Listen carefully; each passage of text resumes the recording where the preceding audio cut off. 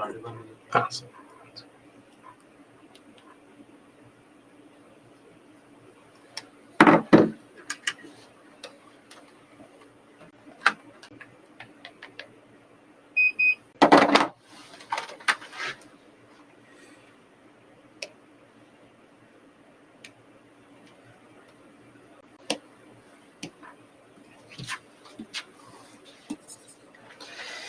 Yeah, hi, good morning, everyone.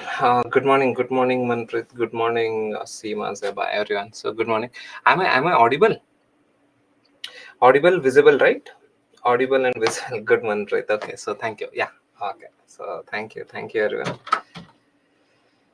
Okay, so let us start with today's discussion. And before that, if you have any doubt regarding the previous class discussion, please let me know. Any doubt regarding the previous class discussion, please let me know.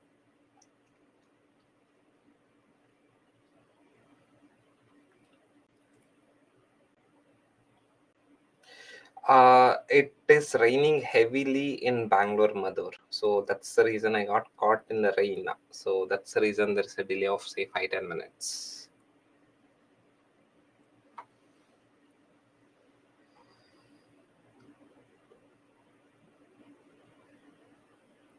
Fine. Yeah, class started now, Sneha.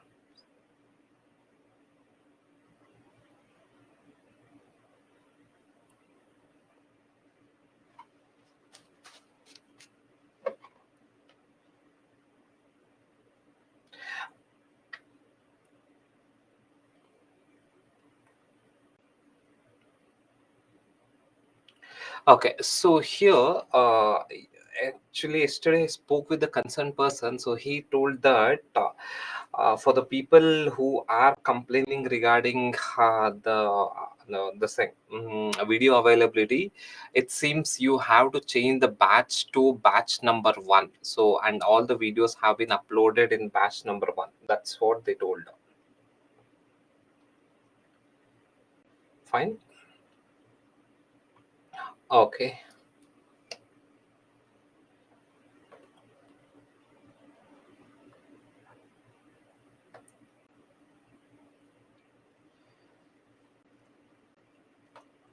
So Pakistan, see in Pakistan, why Pakistan is not approaching other friendly countries to remove the militants?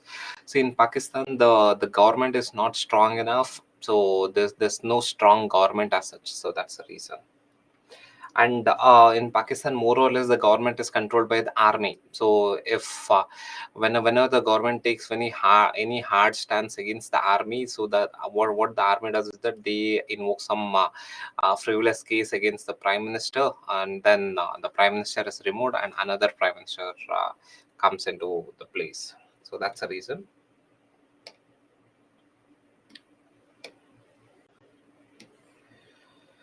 Okay, fine.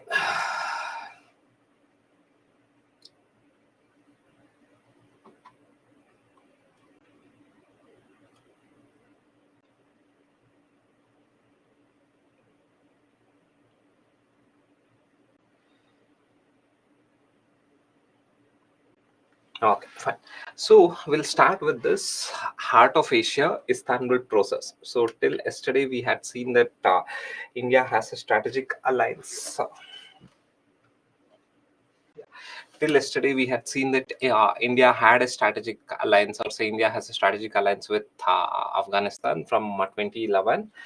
And along with that, India also actively participates in this Heart of Asia Istanbul process. So what is this Heart of Asia Istanbul process? So right on, I'll just give you a brief overview. Heart of Asia Istanbul process, it was initiated by Turkey and Afghanistan.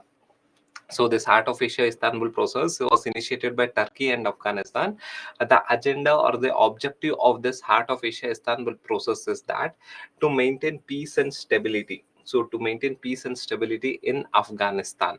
So all the countries are they want some benefits from Afghanistan, because Afghanistan has a lot of minerals, and Afghanistan, so having a stable Afghanistan ensures them to access the Central Asian region. And Central Asian region has rich in terms of natural gas, your minerals, uranium. It has a lot of resources. In order to access the resource of the Central Asia, so we require the support of Afghanistan, and all the countries want a stable Afghanistan.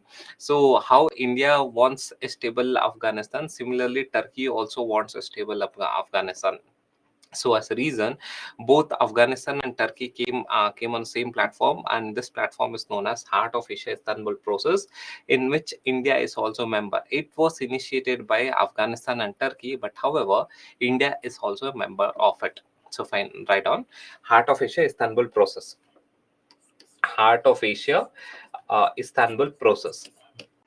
It is a regional initiative. Heart of Asia Istanbul Process is a regional. Yeah, now please focus here, guys. It's a region. Today we have to complete Afghanistan and then another two more countries that we should complete. Fine. So it's a regional initiative.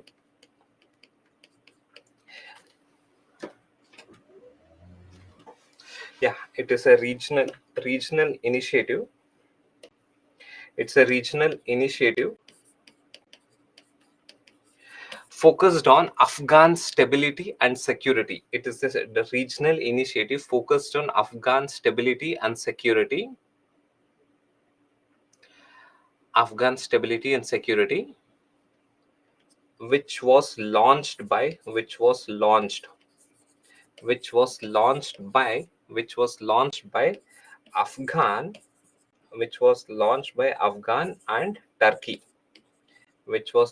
by Afghan and Turkey. Okay, so below this write down, it brings Afghan's neighbor regional partners. It brings together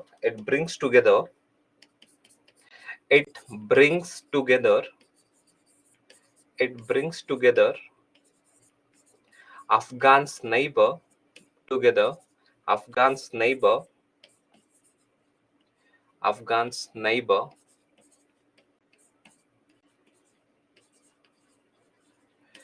regional partners, Afghan's neighbor, regional partners and international organizations for dialogue and cooperation. For dialogue and cooperations.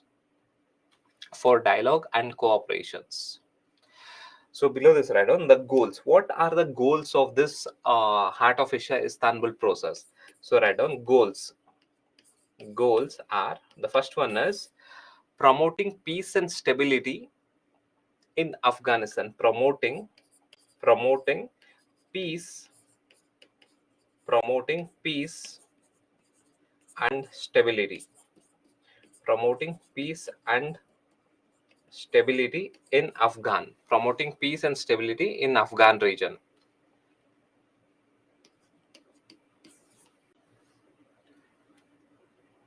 Second one is addressing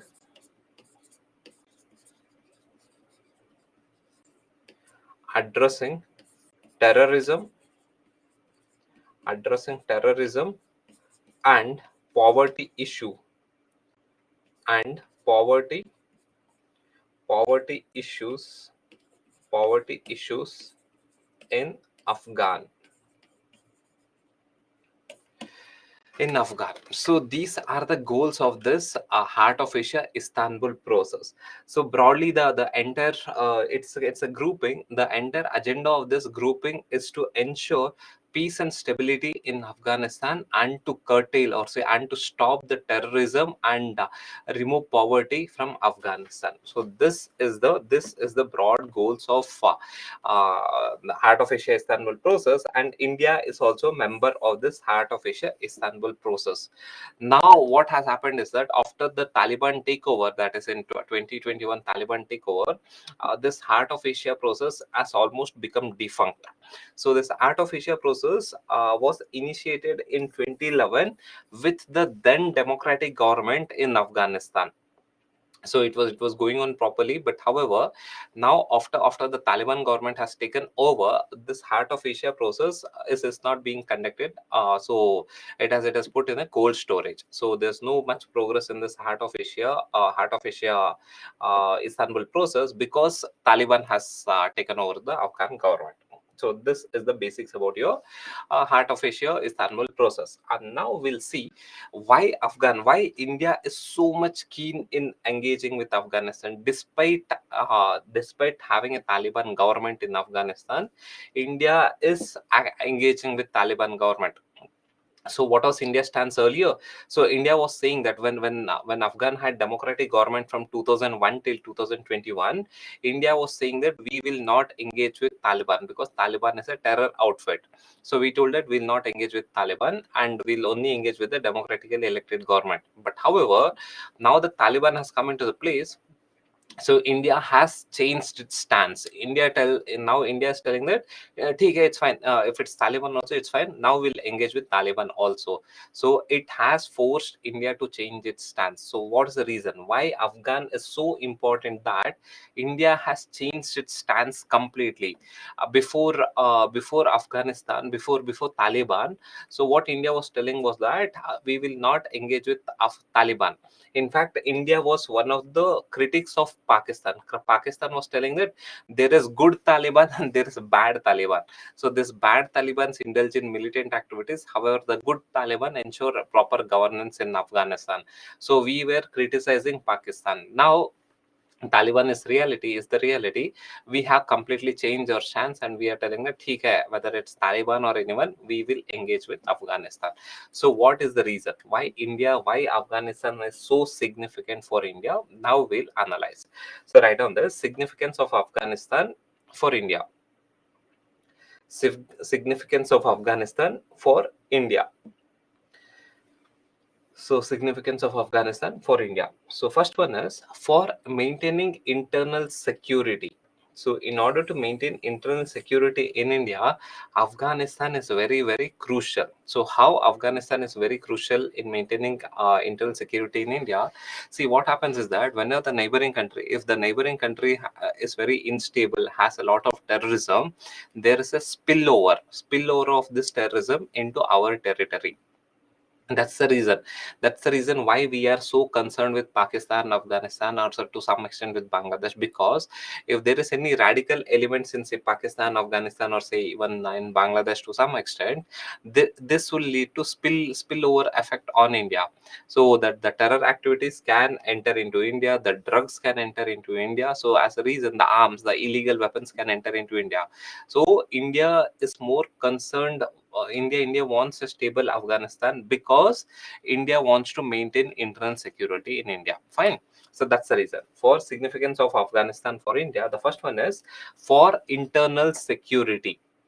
For internal security purpose. So write down, that is for internal security purpose, to control terror activities in India. To control terror activities, that is for internal security. Under that, first point is to control terror activities in India. To control terror activities in India.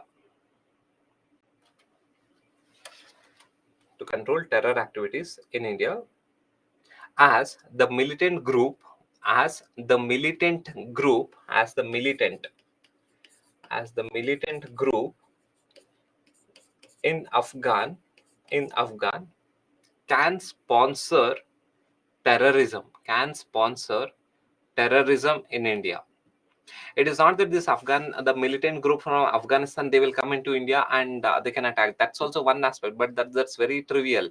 But however, the militant group in Afghanistan can sponsor some terror elements in India to act against India's interest. So that is one important concern. Say how Taliban supported the hijacking of Indian airlines, Indian aeroplane. So there are various elements, various militant groups in Afghanistan who have potential to influence Indian people to create some terror activities. So that's the reason. And the next one is narcotics. To control narcotics. to control narcotics. So this is known as death crescent or say golden crescent. So if you see here, this is known as golden crescent. This region is known as golden crescent, that is Iran, Afghan, Pakistan. To some extent, that is Pakistan along the western part of Pakistan. So this region, that is the region where the borders with Pakistan and Afghanistan. So in this region, opium is cultivated. Opium, the drug, opium is cultivated, and this opium can enter into India. So this region has a lot of illegal drug activities, drug trading, illegal drug activities. Drugs are cultivated in this region, and since in this region drugs are cultivated, it can easily enter into India. And there are many reports, many IB reports also states that the drug supply in say in the western part of India, say be it in Punjab or say some extent in Haryana and western UP, to some extent in this region, is mainly from this golden crescent. The drugs from this golden crescents enter into India, and this causes instability in India. This causes internal security. This is going to affect the youths. This is going to lead to terror activities. This is going to lead to money laundering, arms trade, etc. So illegal drug has a lot of multiplier effect, and this multiplier effect has negative in the negative aspects. So if we have to control this drug entry into India, we require Afghan support. Without Afghan support, it's not possible. So if Afghan stops the cultivation of opium, if Afghan stops the illegal trading of drugs, then India will be safe and secure. So why India wants to engage with Afghanistan, why Afghanistan is significant for India? In order to stop the drug entry. See, what India, if we have to control the drug issue in India, there are two ways of controlling drug issues. One is controlling the demand side and controlling the supply side. Controlling the demand side, that is, we have to educate the youths saying that drug is bad, so on and so forth. We need to control the demand side when the demand has to be less. But however, we should also take care from the supply side. The drug supply should also be stopped. In order to stop the drug supply, what we can do is that, one is we can strengthen the borders. That is possible. But however, to be more safe, we have to take the support of Afghanistan, because that is where the drugs are cultivated, that is where the opium is cultivated.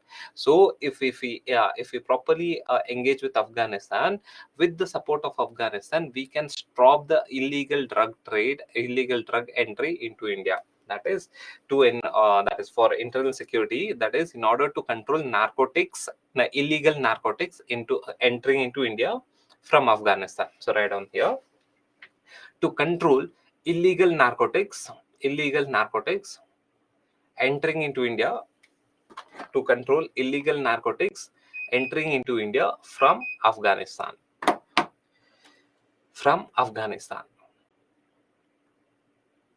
Okay, next one is illegal immigration.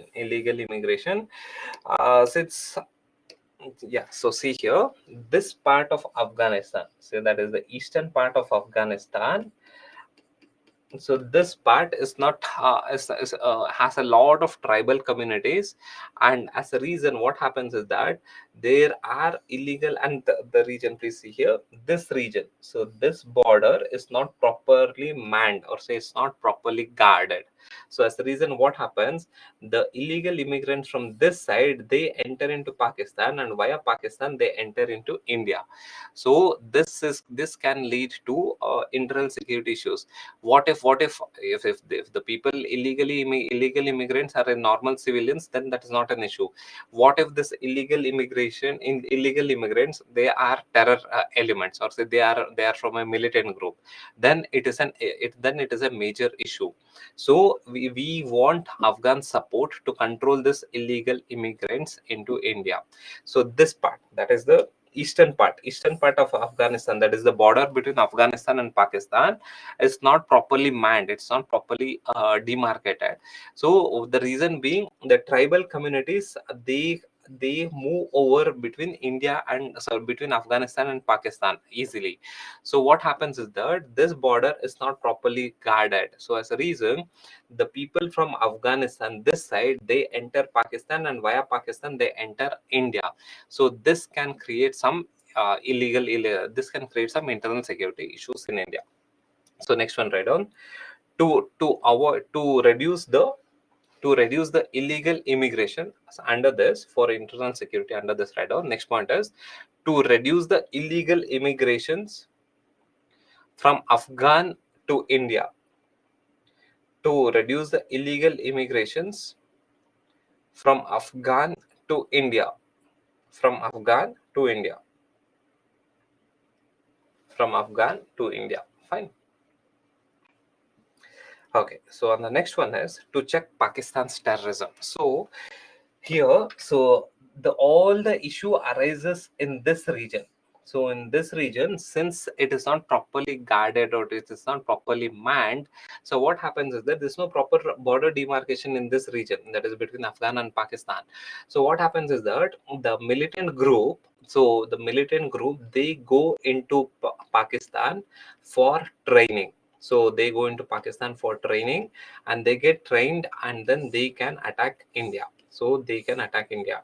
So that is to check Pakistan's terrorism. Pakistan trains all these militants, and these militants can enter into India. So that's the reason. So next one, right on, to control Pakistan's terrorism. To control Pakistan's terrorism, who are supported by who are supported by who gets support from the Afghan militant group.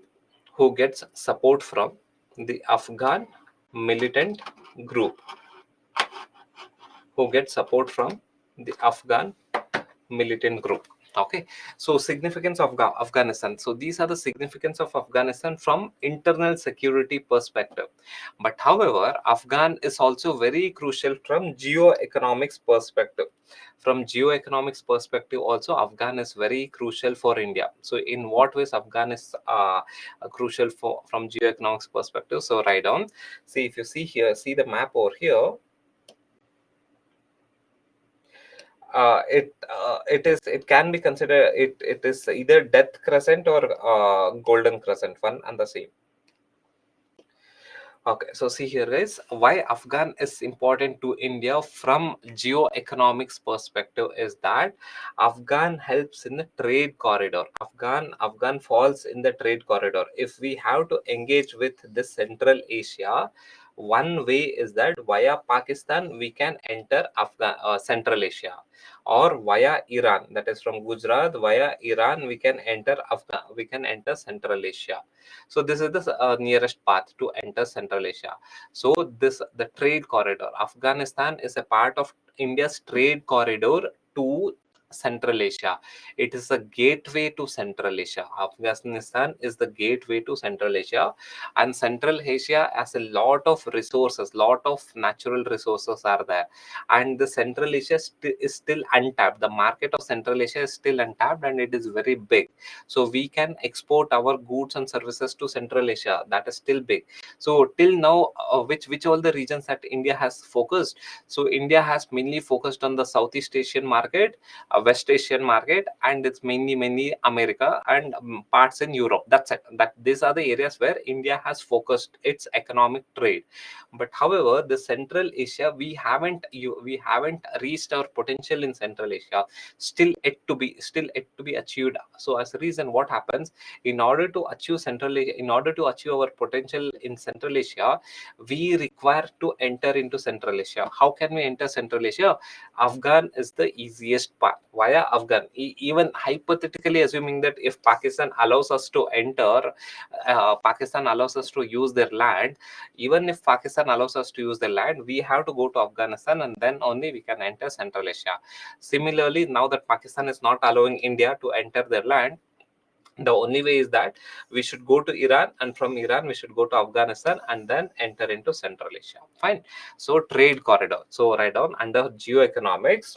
For geoeconomics here, is significant. So why Afghanistan is important for India from geoeconomics perspective? From geoeconomics perspective, so right down, Afghan is a gateway to Central Asia. Afghan is a gateway. Afghan is the gateway to Central. Afghan is a gateway to Central Asia. Afghan is a gateway to Central Asia as it provides shorter route. As it provides shorter route. As it provides shorter route for trade. As it provides shorter route for trade. Fine. As it provides shorter route for trade. And the next one is right on resources. So Afghanistan has a lot of resources and which is still untapped. It has lot of resources like say lithium, copper, iron ore. Lot of these resources are there, which is still not at mined or say not at, and it is still untapped. So in order to get the minerals from Afghanistan, that in order to get access to these minerals, Afghanistan is very crucial. So right on next point, right on under geoeconomics, right on, Afghan has vast resource. Afghan has vast resource of minerals like lithium,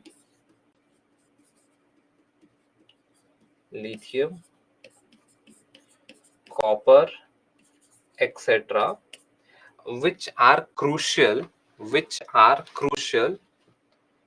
for industries in India, which are crucial for industries in India, which are crucial for industries in India.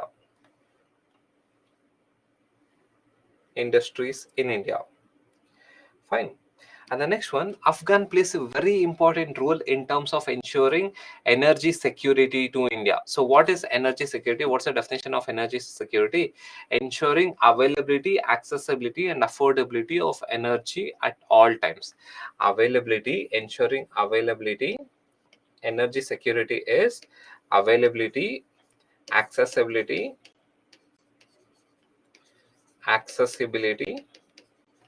and affordability.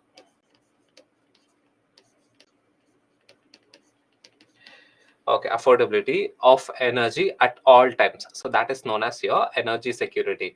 Afghan plays a crucial role in this one. See, it's not that Afghan has a lot of energy resources. There are very little resources in Afghan, only on the western side of Afghan. Yeah, only on this side, that is on along the western side of Afghanistan. There are some energy resources are there, but however, that is not the issue. Afghan Central Asia has a lot of energy resource. So be it in terms of natural gas, be it in terms of uranium, Central Asia has a lot of energy resource. But in order to tap this energy resource, Afghan plays a crucial role. There's something called as a TAPI pipeline, right? TAPI pipeline. This is a gas pipeline. So Turkmenistan, Afghanistan, Pakistan, India. So in order to Central Asia has a lot of energy resource. In order to ensure that we access energy from Central Asia, Afghan plays a crucial role, and Afghan will help in ensuring energy security for India, because the transit route for energy from Central Asia to India falls in Afghanistan. So Afghanistan can ensure India's accessibility to energy. So what are the dimensions of energy security? Affordability, accessibility, and availability. Central Asia has availability of energy resource. India has money, we can afford it. And who will ensure accessibility? It is Afghanistan who can ensure accessibility. So Afghanistan will play a crucial role in terms of ensuring energy security to India. So next point, right on energy security. So in Afghan can ensure Afghan can ensure energy security to India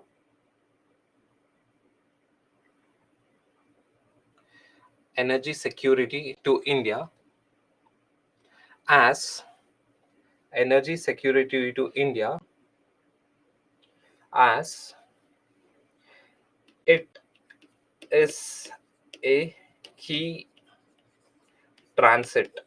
It is a key transit country. It is a key transit country for energy pipelines, for energy pipelines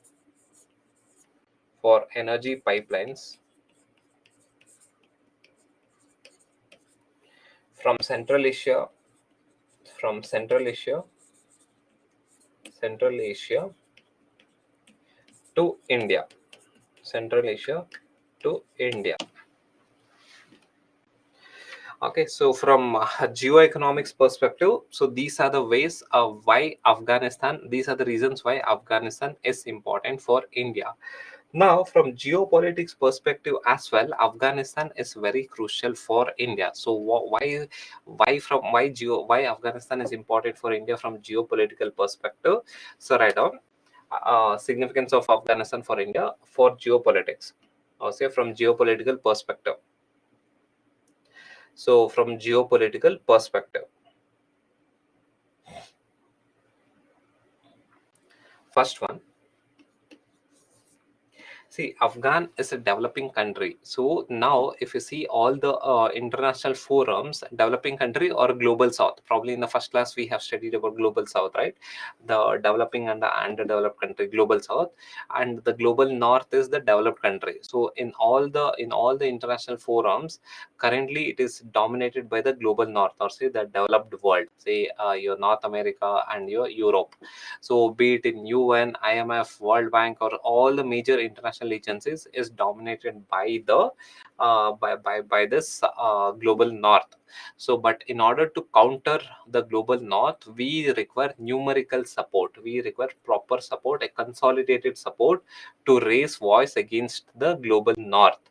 So for that, Afghan can be one important player. So because if with the support of Afghanistan, India can enhance its voice in the global forum against the global north, against the dominance of global north. Fine. So first one, write down from geopolitical perspective. From geopolitical perspective, yeah, first point is to strengthen to the voice of strengthen the voice of global south, global south, to strengthen the voice of global south, where India is seen as its leader, where India is seen as the leader of India is seen as the leader of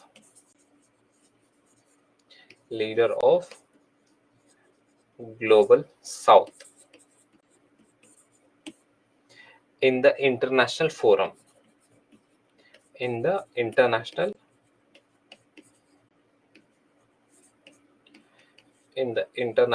forum, in the international forum.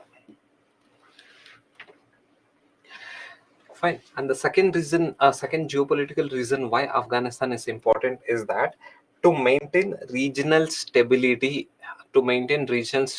of South Asia. So, regional stability in South Asia. If there is any instability, if there is any militancy, if there is any terror in Afghanistan, that will lead to spillover effect in entire South Asia. That can destabilize South Asia. In order to ensure a stable South Asia, we require a stable Afghanistan. And the second geopolitical reason why Afghanistan is important for India is that to maintain regional stability in South Asia. So write down next one, next point, write down to maintain regional stability in South Asia. To maintain regional stability, to maintain regional stability in South Asia. To maintain regional stability in South Asia.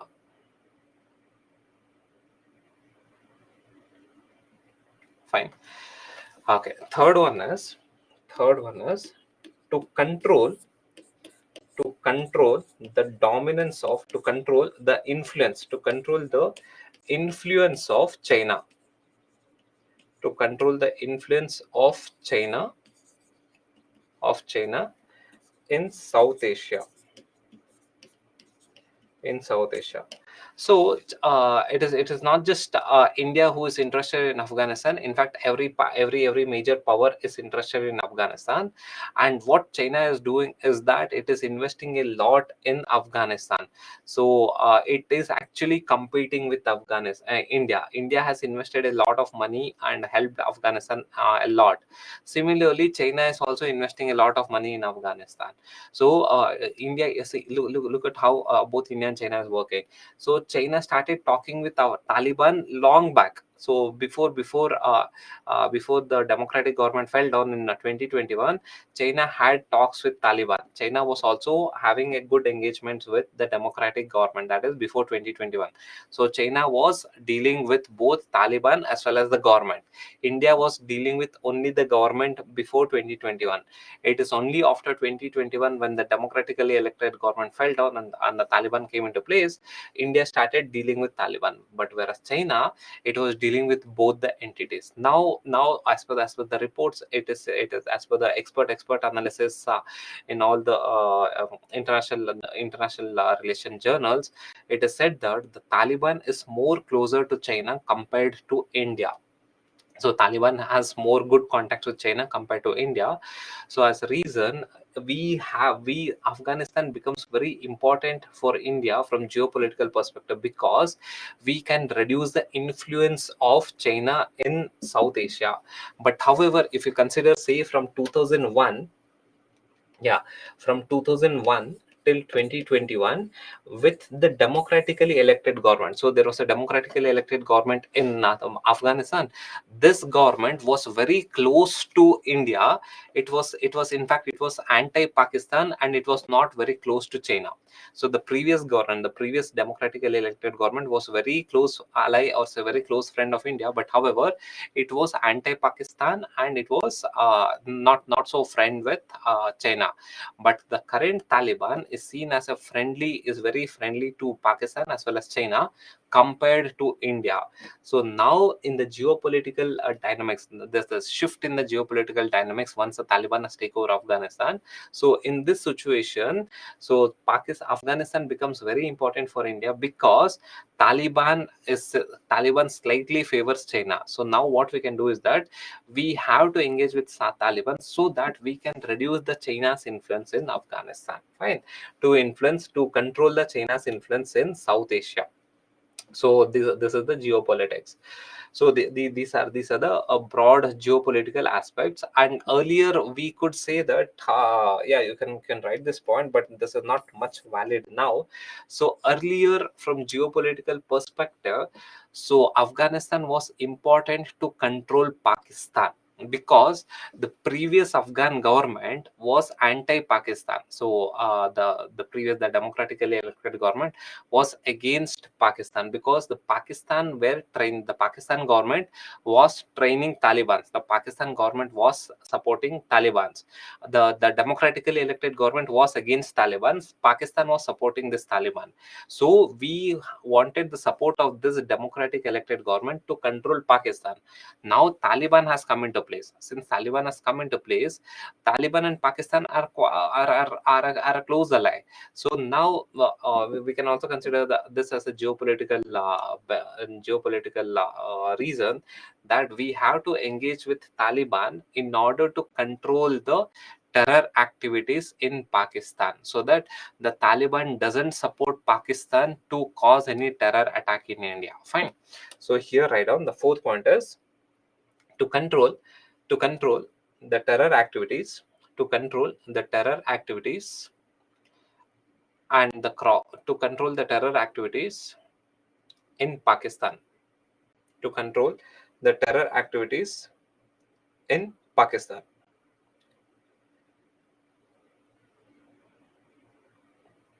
Fine. So these are the geopolitical reasons why Afghanistan is important for India. So what are the present challenges? The present, after Taliban has taken over Afghanistan, so what are the present challenges that India faces? So write on this: present challenges post Taliban takeover. Present challenges post Taliban takeover. Post Taliban takeover.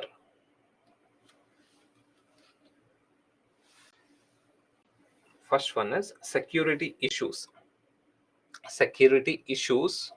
First one is security issues to the Indian establishments. Security issues to the Indian investments in Afghanistan.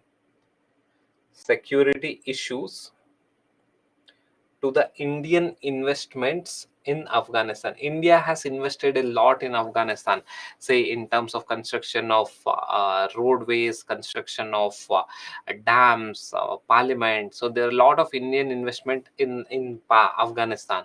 So now Taliban has taken over Afghanistan. So we have a security issues with respect to the Indian investment in Afghanistan. So that's the reason why China is also engaging with Taliban. The reason being that China also has invested a lot of money in in Afghanistan. So we have to engage with Taliban so that they protect our investments. So the first challenge is that security issues or security threats to the Indian investments in Afghanistan. And the next one is trade and connectivity issues. Trade and connectivity issues to the Central Asia. Trade and connectivity issues to Central Asia. Central Asia. Afghanistan is the gateway to Central Asia for India.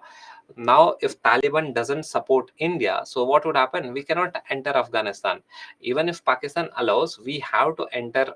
We have to enter Afghanistan. Via Afghanistan, we can go to Central Asia. But however, if Taliban is not in India's support, then what will happen? We cannot enter Afghanistan. We cannot enter Central Asia. That is, trade and connectivity to Central Asia can get affected. And next one is increased influence of China in Afghanistan. So this is the present challenge, that is increased influence of China in Afghanistan. This Taliban is seen as more friendly to China compared to India.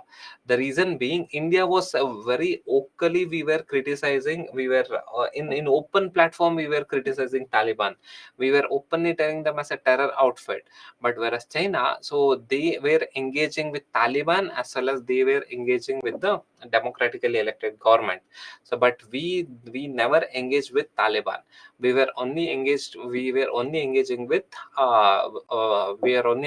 the democratically elected government.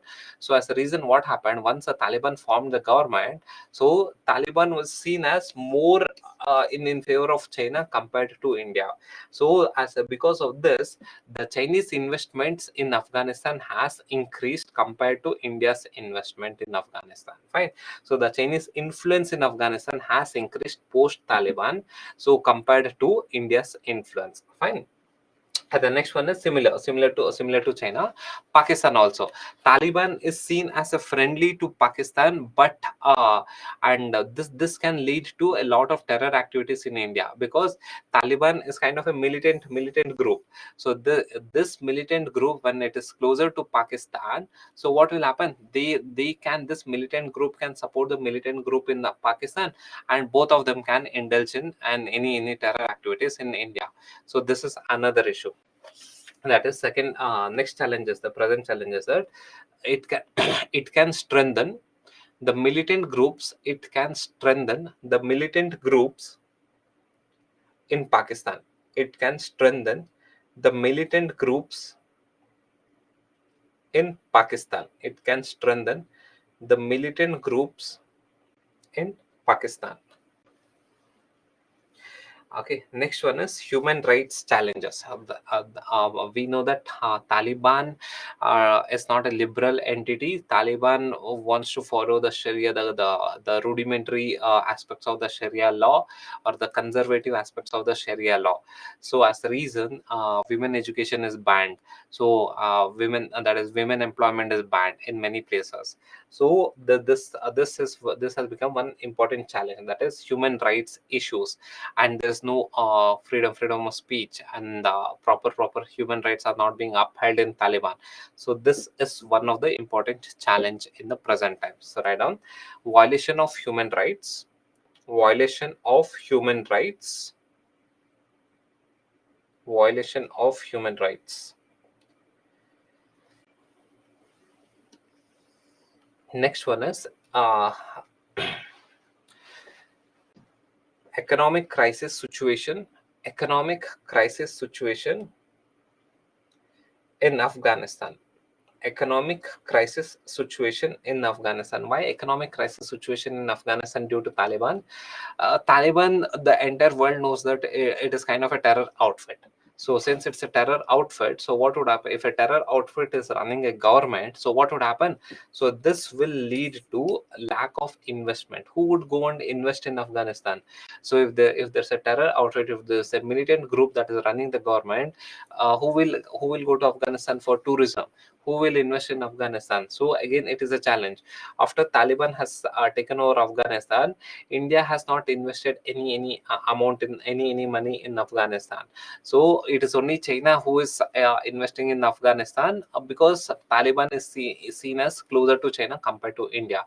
So gradually, it is in the last one and a half years, India has started engaging with Taliban in a better way. So that is this can lead to economic crisis in Afghanistan. And the last challenge is that the most important challenge is that India's limited influence in Afghanistan. That is, due to Taliban, India's influence in Afghanistan gets limited, or say gets curbed, because India never supported Pakistan. Sorry, India never supported Taliban. Now Taliban is retaliating with the same aspect. Taliban is not supporting India. It is only in the recent, say, one and a half years, due to diplomatic engagements, Taliban stance has slightly changed, and Taliban has started engaging with India, and India has also started engaging with Taliban. So, but however, it is not as proactive as that of the previous democratically elected government in Afghanistan. So the next important challenge is that India's limited influence in Afghanistan. India's limited influence in Afghanistan. India's limited influence in Afghanistan. So these are the present challenges. So how can we resolve this present challenge? The only way is that we have to engage in diplomatic talks. There has to be proper diplomatic engagements with Taliban. So now we cannot tell that Taliban is a militant group. Taliban is the government of Afghanistan, and Afghanistan is very crucial because we have invested billions of dollars in Afghanistan, and Afghanistan is very crucial for Central Asia. Now we have to change our stance.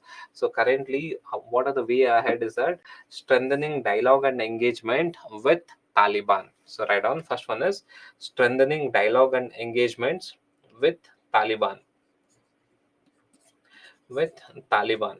Strengthening dialogue and engagements with Taliban.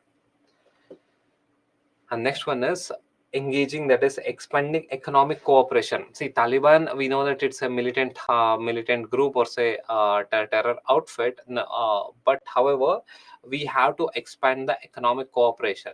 So we cannot say that Taliban is a militant group. We will not have, or will not engage with Afghanistan. We cannot do that.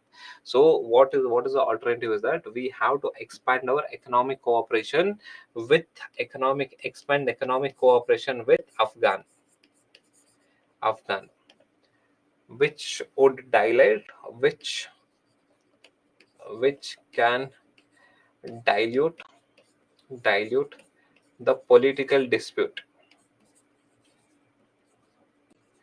political dispute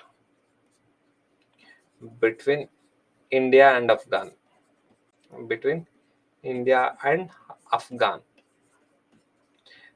which can dilute the political dispute between India and Afghan. So we had a lot of political disputes. In a sense, we never recognized Afghanistan, we never recognized Taliban. So once the Taliban, see what happened in 2021 on August 15th, when Taliban took over the government, India had to vacate its embassy completely.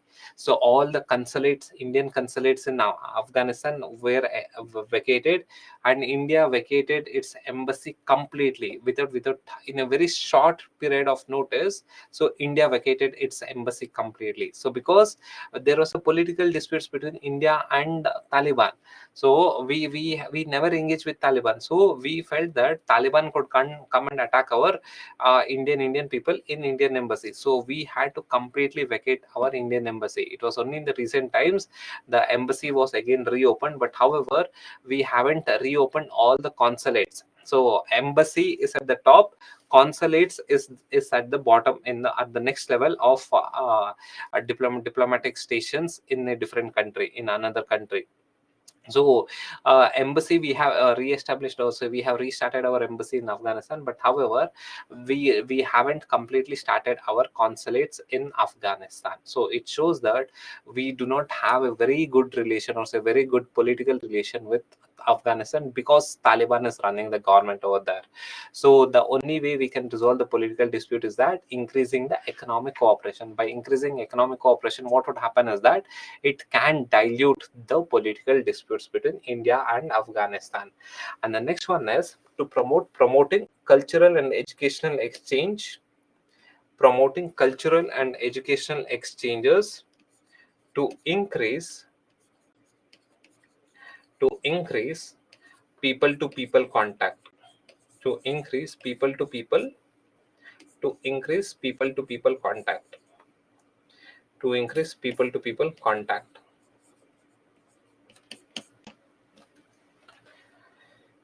to increase people to people contact. See, when we promote cultural and educational exchanges, that is students of Afghanistan coming to India and studying here, or say Indian professors going to Afghanistan to teach there. So this will promote cultural and educational exchanges. This will increase the people to people contact. So as a reason, what would happen is that, so the gap, the political disputes can get diluted, and the relation between India and Afghanistan will further strengthen. And the next one is work with the regional partners. So work with the regional partners. Say, for example, as in the similar to this Heart of Asia Istanbul process, with the regional partners. Say even SARC. So Afghan is also a member of SARC. So in this regional partners, work with the regional partners, so that the disputes can get resolved, and we can have a very proactive engagement with Afghanistan. So working with regional partners in international forums, working with regional partners in international forums.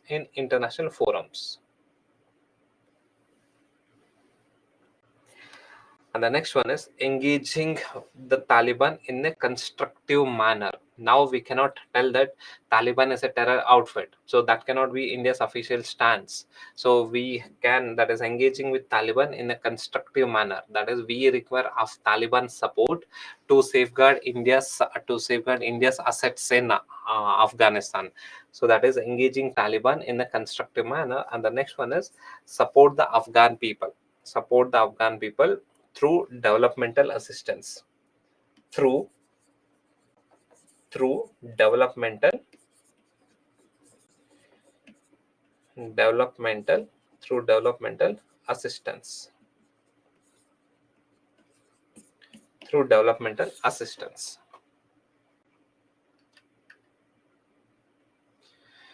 Fine. So these are the way forward for India Afghanistan issues.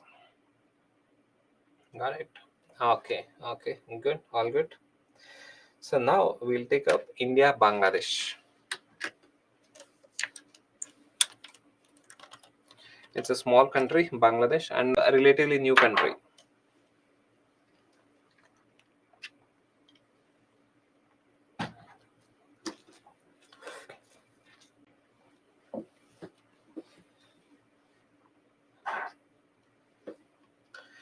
Fine. So right on, India Bangladesh. So Bangladesh was earlier Eastern Pakistan. So Bangladesh was earlier, this region was earlier Eastern Pakistan. When India got partitioned in 1947, so this region was Pakistan. This region was known as Western Pakistan, and this region was known as Eastern Pakistan. So West Pakistan, West plus East Pakistan, West Pakistan plus East Pakistan were called as Pakistan. So this was from 1947 till 1971. So Pakistan, we had Western Pakistan and Eastern Pakistan, both together was called as Pakistan. But what happened in 1971, there was a liberation war, that is Bangladesh liberation war. How it happened, we'll go in detail, but however, just know the overview about it. In 1971, so India fought a war against this West Pakistan in order to liberate this East Pakistan. When this East Pakistan was liberated, this East Pakistan was renamed as Bangladesh in 1971. Fine. So Bangladesh is considered as one of the closest ally to India in the recent times. That is post 2000. Yeah, from 1990s onwards, Bangladesh can be considered as one of the closest ally to India. Mainly during Manmohan Singh's regime as well as Modi's regime, Bangladesh is seen as one of the closest ally to India. So to some extent, even Nepal has some grudges against India in the recent times, very recent times, but Bangladesh has never shown some animosity towards India in the recent times. From 2000 onwards, Bangladesh is one of the closest ally to India, be it during Manmohan Singh's period or during Modi's regime. So Bangladesh is one of the closest ally. Fine. So right on the basics.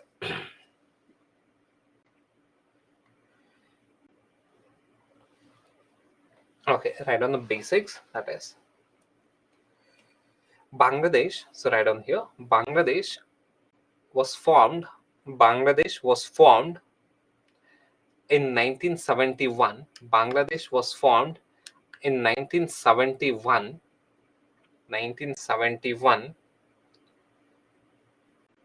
after the Bangladesh Liberation War. After the Bangladesh Liberation War. After the Bangladesh Liberation War. After the Bangladesh Liberation War. So in a small box, you can write something like this: West Pakistan, yeah, West Pakistan plus East Pakistan, East Pakistan is equal to Pakistan. So this was from 1947 till 1971. So then what happened? So West Pakistan is now called as Pakistan. East Pakistan is now called as Bangladesh. Bangladesh, that is from 1971 till present time.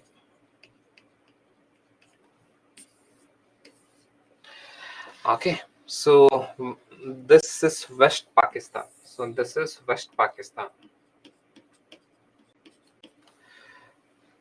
West Pakistan plus East Pakistan, both combined together, was called as Pakistan from 1947 to 1971.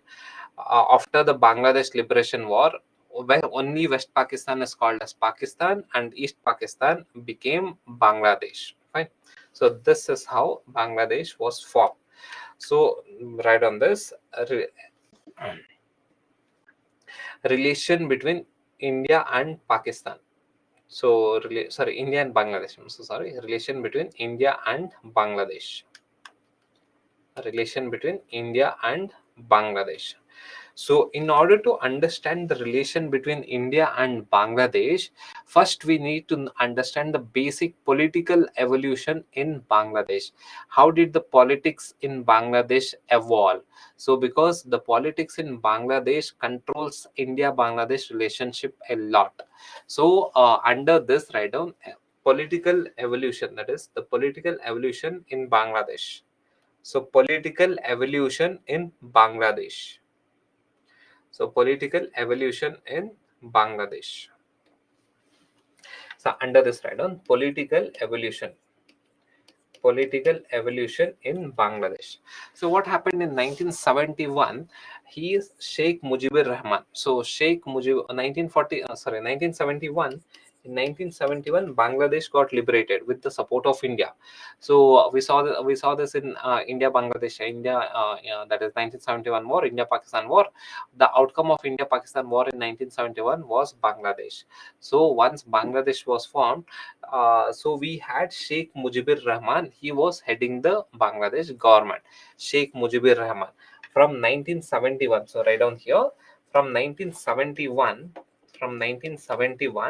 till 1975. 1971 till 1975, Bangladesh had democracy. So here 1971 till 1975, under Mujibur Rahman, under Mujibur Rahman,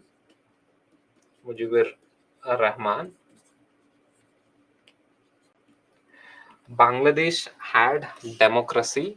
Bangladesh had democracy. Bangladesh had democracy. Bangladesh had democracy. But however,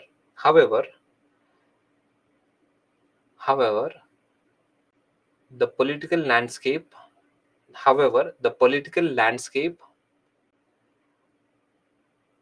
faced violence and instability. However, the political landscape faced violence and instability. Violence and instability. Political landscape witnessed or faced violence and instability. That is in 1971 to 1975, Bangladesh formed its government. It was a democratically elected government, but however, it was not a stable government. There are so many political opponents to the Sheikh Mujibur Rahman. So what happened? What happened after 1975 was that this Sheikh Mujibur Rahman was assassinated. He got killed. Sheikh Mujibur Rahman got killed in 1975. In 1975, yeah, Sheikh Mujibur Rahman, he was a democratically elected government, but there were political opponents and the political violence and instability during this period, 1971 to 1975. So in 1975, this Sheikh Mujibur Rahman got killed. And again, here you should note that Sheikh Mujibur Rahman was a pro-India person. Her daughter, that is Sheikh Hasina. So his daughter, Sheikh Hasina, is also pro-India, very much pro-India. So Sheikh Mujibur Rahman was pro-India. Sheikh Hasina is also pro-India. But however, the Sheikh Mujibur Rahman got assassinated in 1975, and there was a military coup. So there was a military coup. They removed this Sheikh Mujibur Rahman's government from 1975 till 1990. 1990, there was a military coup. So write down here, from 1975 till 1990. 1975 till 1990. So here write down Sheikh. First point write down Mujibur Rahman. Mujibur Rahman was assassinated. Mujibur Rahman was assassinated.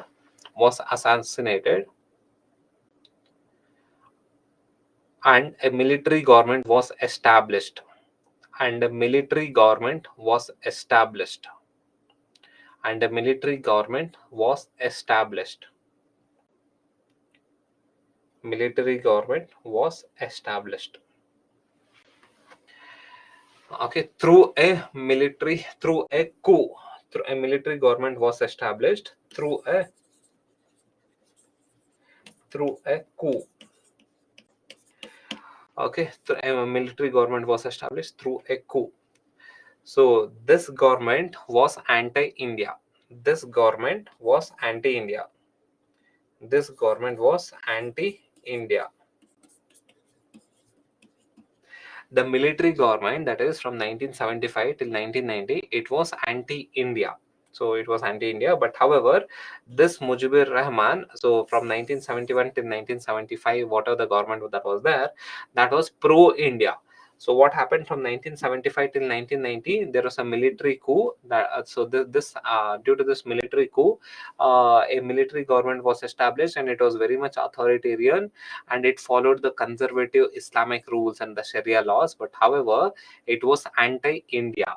So then what happened? Say in 1990, from 1990 onwards, so post 1990,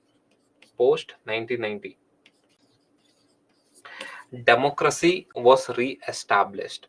Democracy was re-established post 1990. The democracy was re-established. Democracy was re-established in Bangladesh. In Bangladesh, with two major parties. Democracy was re-established in Bangladesh with two major parties. With two major parties. Awami League, Awami League, Awami League, and the next one is Bangladesh National Party. Bangladesh Nationalist Party.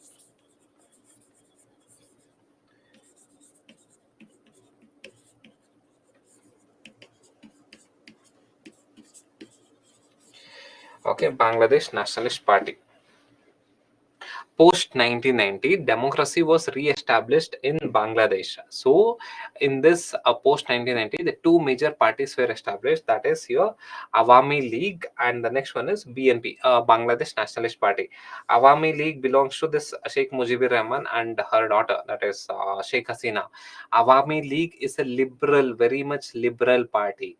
So liberal, it's a liberal party. But however, Bangladesh Nationalist Party, it is more of a conservative national, it's more of conservative ideology. That is the very, very conservative ideology. So here this BNP, whenever there is a BNP government, Bangladesh Nationalist Party government in Bangladesh, so it is anti-India. But whenever this Awami League forms the government in Bangladesh, it is pro-India. So from almost from last two terms, Awami League is winning in Bangladesh. So it is pro India. Awami League is pro India. BNP, Bangladesh Nationalist Party, is anti-India. So Bangladesh Nationalist Party is more conservative. In a sense, they follow the conservative Islamic rules, the conservative Islamic ideology, or the Sharia law, the type of the Sharia law. But however, this Awami League is more of a liberal, is more of a follows the more of a liberal values. So Awami League is closer to India. So this is the basics that you have to learn. So whenever there is BNP government in BNP government in Bangladesh, it is anti-India. But however, whenever there is Awami League government in Bangladesh, it is pro-India. Fine. So this is the basics about Bangladesh. Political developments in Bangladesh. Now let us see what are the major issues between India and Bangladesh. What are the major issues between India and Bangladesh? So right on here, major issues between India and Bangladesh. Major issues between India and Bangladesh. Major issues between India and Bangladesh. The first one is resource distribution. So write down resource distribution. Resource distribution. So if you see this map here, Bangladesh is a lower riparian country. So Bangladesh is a lower riparian country, both for Ganga River as well as Brahmaputra River. So these are the major rivers that flow in Bangladesh. So both for Ganga and Brahmaputra River, Bangladesh is a lower riparian country. And here for Ganga, we do not have a major issue. There was one issue with Farakka barrage that has resolved. But however, currently the issue is with respect to this Tista River. So see here, this is the Tista River, and we had one UPSC question on Tista River also. So this is the Tista River, and this is Brahmaputra River. So Brahmaputra, Tista River is a tributary of Brahmaputra River, and Tista River is one of the very much important river for Bangladesh agricultural cultivation in the northern part of Bangladesh. So in this part of Bangladesh, so Tista River is very important. See again here, if you see the geography of Bangladesh, see this is Bangladesh. Yeah, this is Bangladesh. This Dhaka and this southern part, the Dhaka and southern part of Bangladesh is well developed, is more developed, but compared to the northern part. So this is the northern part. Northern part of Bangladesh is not so developed. It is the southern part of Bangladesh is developed. That is Dhaka and below Dhaka. That is southern. Dhaka is the capital. So Dhaka and below Dhaka, it is developed. Northern part of the Bangladesh is relatively underdeveloped. So in this underdeveloped region, so agriculture is predominant. So here agriculture is predominant in this region. So Tista River is very crucial for Bangladesh agricultural activities. Say for drinking water purpose and agricultural activities, Tista River is predominant. But however, Tista is also crucial. Tista is also crucial river for West Bengal. So in this West Bengal region, Tista is also very crucial for India. So as a reason, what India did was that India is not leaving water to Bangladesh. So how there's a water dispute between Tamil Nadu and Kaveri Tamil Nadu and Karnataka with respect to Kaveri, that there's an allegation that by Tamil Nadu that Karnataka is not leaving water to Tamil Nadu because Tamil Nadu is a lower riparian state. So similarly, Bangladesh is a lower riparian country. So there's allegation that India doesn't let give water to Bangladesh in Tista River. So this has become a major issue on and off. There's some major issue regarding this water sharing with respect to Tista River. But however, with respect to other rivers, it is more or less resolved. But only with respect to Tista River, on and off, the issue again comes up. So whenever there's a drought like situation in India, so Bangladesh also faces the heat, and India doesn't let the water into Bangladesh. Many the West Bengal government doesn't let the water into Bangladesh. So as a reason, it gets affected. The relation gets affected. Fine. So here write down resources under this write down water sharing disputes, river water sharing disputes, Tista River, river sh- river water sharing disputes, Tista River.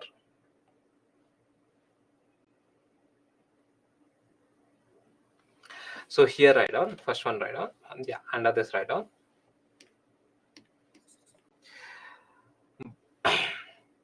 under this write down both both India and Bangladesh depend on both India and Bangladesh depend on Tista River depend on Tista River for agricultural purpose for agricultural purpose,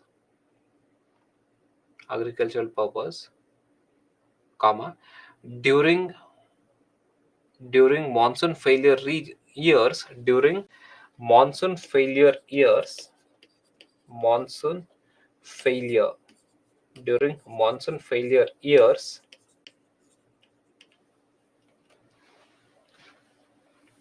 the water dispute arises the water dispute arises the water sharing dispute arises the water sharing dispute arises the water sharing dispute arises. So what happened in say 2020, 2011? There was one agreement that was signed between India and Bangladesh, saying that almost 42 percentage of the water will go to India. That is for no, will go to India, and say somewhere around 37.5 percentage of water will go to Bangladesh. But however, Bangladesh still alleges that India doesn't respect this 2011 agreement. So below this write down, however, in 2011, in 2011, an agreement was finalized.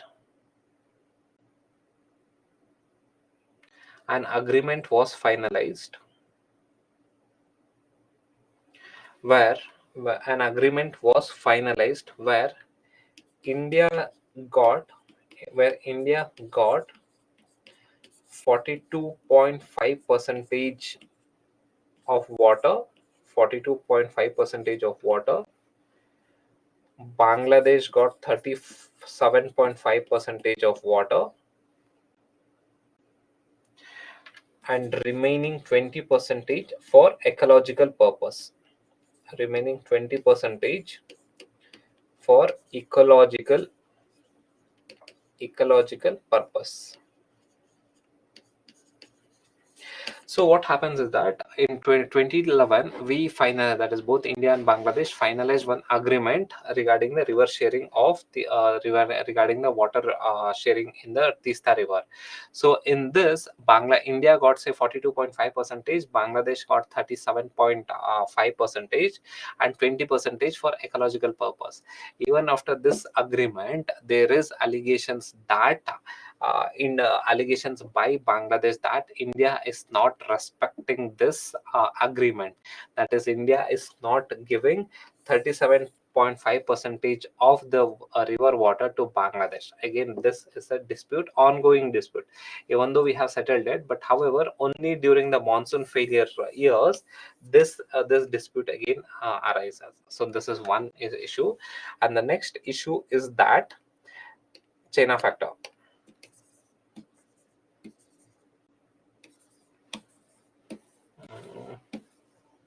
Yeah, and the next issue is that China factor. So what has happened is that China is proactively promoting its Belt and Road Initiative. So we have seen Belt and Road Initiative of China, right? So China is proactively promoting its Belt and Road Initiative. That is dispute between India and Bangladesh. One of the big dispute between India and Bangladesh is the China factor. So China is providing investments to Bangladesh, and we know that China is kind of anti-India. So China is providing investments to Bangladesh. China is providing military weapons to Bangladesh.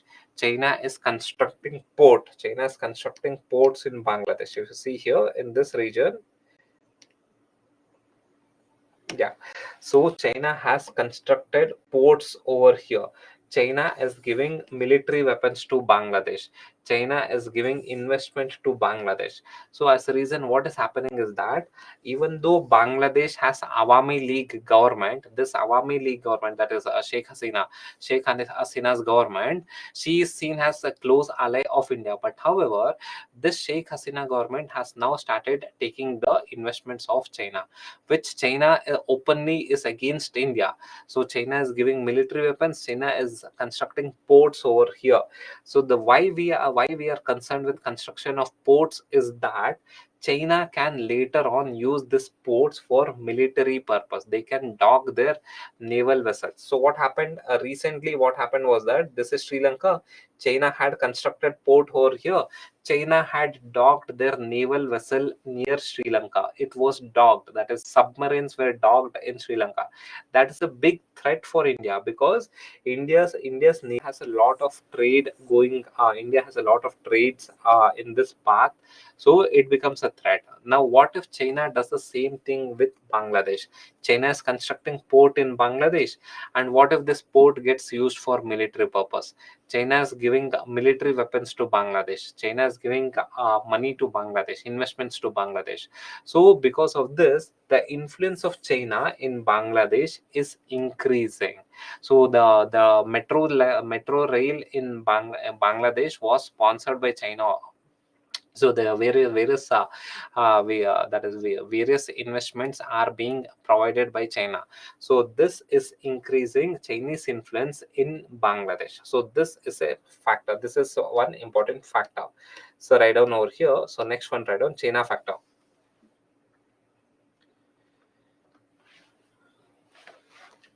So first one, write down again here. So under China factor, Chinese investments in Bangladesh has increased. Chinese investment in Bangladesh has increased under Chinese investment in Bangladesh has increased under Belt and Road Initiative. Belt and Road Initiative. Under Belt and Road Initiative. See, Belt and Road Initiative compromises India's sovereignty. So Bangladesh has participated in this Belt and Road Initiative. So around, see, if you see here, around India, so Pakistan is a part of Belt and Road Initiative. Nepal is a part of Belt and Road Initiative. Myanmar part of Belt and Road Initiative. Now even Bangladesh has become a part of Belt and Road Initiative. Sri Lanka is a part of Belt and Road Initiative. It is only Bhutan who hasn't taken any investment from Belt and under Belt and Road Initiatives from China. Now that is almost in the verge of getting finalized. Probably, I think in a month or two, probably even Bhutan will will start taking investments from China. So almost all the countries surrounding India, even Afghanistan has taken benefits from China under Belt and Road Initiative. So almost all the neighboring countries, China is creating influence. So that is China is putting their money in those countries, and China is providing military aid also to these countries. So this is creating some issues with respect to India and its neighbors. So again here under China factors, so write down Chinese investments has increased in Bangladesh under Belt and Road Initiative, and Chinese military assistance to Bangladesh have increased. Chinese military assistance to Bangladesh have increased in the recent times. In the recent times. So India is against this aspect. India doesn't want China to invest in Bangladesh, or say India doesn't want Awami League or say Bangladesh to interact with China. But however, China is giving offers for investment and Bangladesh is accepting those offers. So this is creating some dispute between India and Bangladesh. And the next dispute is that growing radicalism in Bangladesh. So write down here, growing radicalism in Bangladesh. Growing radicalism in Bangladesh, which can spread to India, which can spread to India, which can spread to India, which can spread to India. Fine. So these are the major issues that we have with India and Bangladesh as of now. But apart from that, earlier we had a lot of issues. Say whenever we had this BNP government, so Bangladesh Nationalist Party government. So whenever say before 2000s we had this BNP government, or say even in the beginning part of this century we had BNP government. So this BNP government supports a lot of radical elements. They openly supported a lot of radical elements in Bangladesh. In the sense, this BNP, Bangladesh Nationalist Party, is a conservative party. It's a right-wing party. So you can interlink, you can correlate with Indian political system with respect to Bangladesh political system. So this BNP is a right-wing political party. It's a conservative ideology, promotes conservative ideologies, and as a reason, a lot of radicalism was taking place. And because of that, Bangladesh had become one of the hub for sponsoring militancy group in northeast India, and Bangladesh was one of the key players in supplying fake Indian currency notes, and that is fake Indian currency notes. Okay, FICN, fake Indian currency notes was supplied from Bangladesh to India. So these were the issues. Now all these issues have been resolved, more or less have been resolved. So due to Awami League, the current Awami League, that is the current Sheikh Hasina's government, current yeah,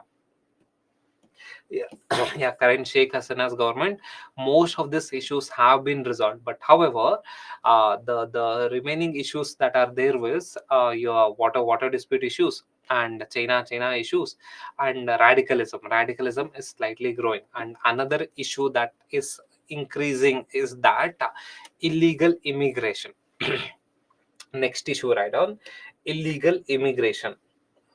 Illegal immigration. Next issue that both India and Bangladesh has is that illegal immigrants.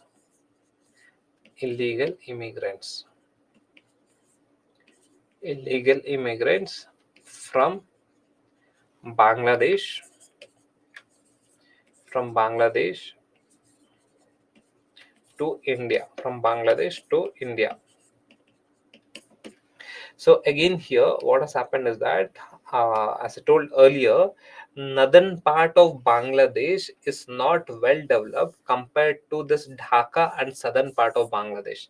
Southern part of Bangladesh is more developed compared to northern part of Bangladesh. So what has happened is that from this region, from this northern part of Bangladesh, there is illegal immigration into India. So this is causing some disputes between India and Bangladesh. Fine. So these are the broad disputes between India and Bangladesh as of now. Now we will see the convergence of interest. Before convergence of interest, we'll take up this land boundary dispute that was there, and it has been resolved now. So all this, due to this Awami League government is very pro India, very much pro India. Due to this Awami League government, earlier we had a lot of disputes with Bangladesh. Bangladesh was supplying fake Indian currency notes. Bangladesh was sponsoring the radicalism in Northeast. Bangladesh was providing weapons to the insurgency groups in Northeast. So Bangladesh, with India and Bangladesh, we had a land boundary disputes. But however, under Awami League government, more or less all these issues have been resolved. But however, we'll be taking up these issues aside. Now we don't have these issues. Say for example, now we do not have this land border disputes. Land border disputes have been resolved.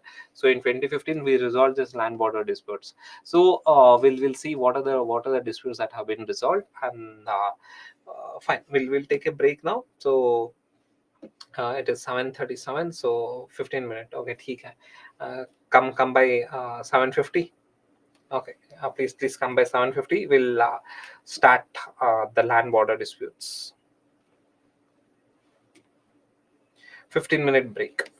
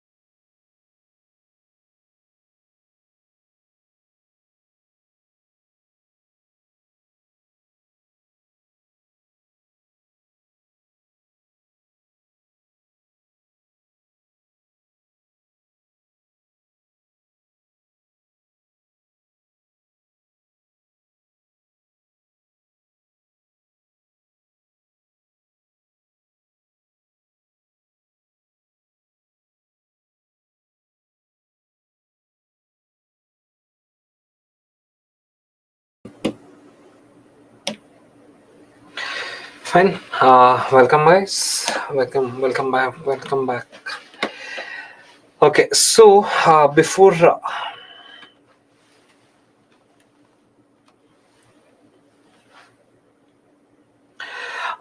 before this Awami League government, so there were a lot of disputes between India and Bangladesh. One of the major dispute was land boundary dispute. So if you consider this image, see here in this image, the dark gray shade is Bangladesh and the light gray shade is India. So when it was divided, that is in 1947, when Bangladesh and India were separated, that is the East Pakistan and India were when it was separated, it was not demarcated properly. So as a reason, what happened? A lot of boundary was not demarcated properly. This led to a lot of boundary disputes. If you see here, there were a lot of enclaves that were there, enclaves. So what are these enclaves? CLAVES. A lot of enclaves was there. So this is India. Within India, few regions were Bangladesh.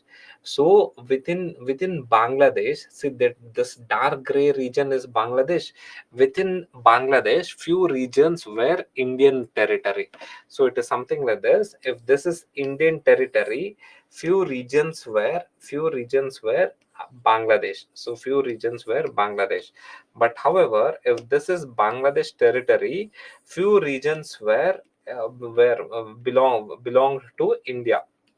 So there were a lot of enclaves like that. So as a reason, what happened? So this led to a lot of boundary disputes. So in 2015, all these boundary disputes were resolved under this land border disputes. Okay, land boundary India Bangladesh land boundary agreement. It is known as LBA 2015, land boundary agreement 2015. So in this land boundary agreement, all these boundary disputes between India and Bangladesh got resolved. So what happened over here? So here we exchanged this enclaves. So please focus here. So that is, India and Bangladesh had a lot of boundary disputes, but in the sense that there were a lot of enclaves. If this green ink is a Bangladesh region, so within Bangladesh region there were so many Indian enclaves were there. So this red were Indian enclaves, and within India's side there were so many Bangladesh enclaves were there along the India Bangladesh border. So this was creating a lot of boundary disputes. So in this boundary dispute, so what happened? So in 2015, we exchanged all this enclaves. That is, if this is Bangladesh, if this is green is Bangladesh and this red one is India, whichever enclaves are there in Bangladesh, whichever Indian enclaves are there in Bangladesh, that was given to Bangladesh, and whichever Bangladesh enclaves are there in India, that was taken by India. But however, India lost some territory, but fine. So this led to a peaceful cooperation between India and Bangladesh. So that is under this agreement, that is Bangladesh exchanged 162 enclaves, while India received only 51 enclaves, and Bangladesh received 111 enclaves. So there were the disputes was for 162 enclaves, and in this 162 enclaves, India received 51 enclaves and Bangladesh got 111 enclaves with them. So what happened to the people inside these enclaves? So the people were given an option: either they could take up Bangladesh citizenship, or either they can take up Indian citizenship and come back to India. Say if this is Bangladesh, this is India, this light gray one is India, dark gray is Bangladesh. So here this is Bangladesh. The people over here, they were given an opportunity that we will give you Indian citizenship, you can stay here, or you can take Bangladesh citizenship and go back to Bangladesh. So that opportunity was given. And similarly, this is Bangladesh. So here, if you see this part, this is within Bangladesh, there was an Indian enclave. In this Indian enclave, people were given an opportunity. You either want Indian citizenship. If you want Indian citizenship, come back to India, come back to here, or if you want to stay in the same place, you can take a Bangladesh citizenship. It's fine. So this was a major dispute that was prevailing from 1940 now, from 1971 onwards. So the Mujibur Sheikh Yeah, Mujibur Sheikh Rahman. So he was keen on resolving this border disputes. So in 1974, both in India, that is India and Bangladesh, signed one agreement, but it was not finalized. It was finalized by his daughter, that is Awami League president, that is Sheikh Hasina. So under her, and in 2015, so this land boundary disputes were resolved. So right on this.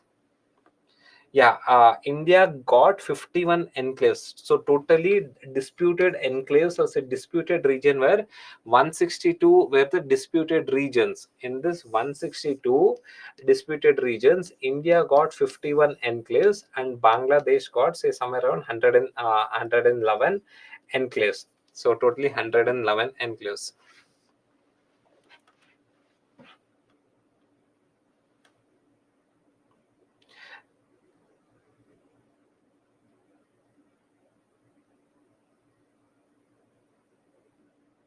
Fine. Okay. Anjali, what's your doubt, Anjali? Okay, so Riya Kumari, I'll again explain. So the border disputes between India and Bangladesh was such that, say, if this is India and this is Bangladesh, let us consider this is Bangladesh. So within, let us consider green ink, that is red ink, as Bangladesh. Red ink is Bangladesh. So within India, along the borders, there was some territory of Bangladesh within India. This is India side and this is Bangladesh side. Within India, there were some territories of Bangladesh within India. And within Bangladesh, there were some Indian territories within Bangladesh. So within Bangladesh. So like this, totally 162 enclaves were there. So this was creating a border dispute. In the sense, how it was creating a border dispute, because the people over here, this region had Indian citizens, this region had Bangladesh citizens, this region had Bangladesh citizens, but this was creating border disputes. So in order to resolve border disputes, now what both India and Bangladesh decided was that whatever Indian enclaves are there in your side, you keep it. Whatever Bangladesh enclaves are there in my side, I will keep it. So this was the agreement. That is, in India's side, there were 51 Bangladesh enclaves. 51 Bangladesh enclaves were there on India's side. On Bangladesh side, there were 111 Indian enclaves were on Bangladesh side. So what it was decided was that, so India will keep 51 Bangladesh enclaves to India, and India will give 111 Indian enclaves to Bangladesh. So India lost some territory over here, but however, it was through proper procedure.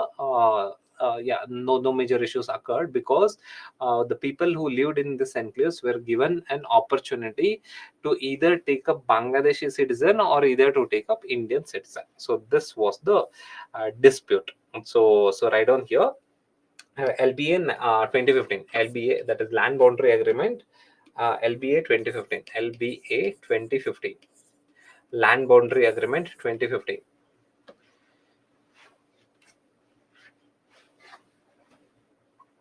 Okay, Land Boundary Agreement 2015. So right on here, so Land Boundary Agreement 2015. The Land Boundary Agreement was signed in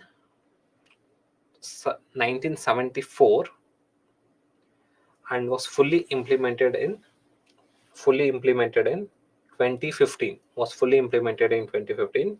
So similar, right on this. Under this agreement, under this agreement, under this agreement, India and Bangladesh exchanged 162 enclaves, 162 enclaves, where India received 51 and Bangladesh received 111, 111 enclaves. 111 enclaves.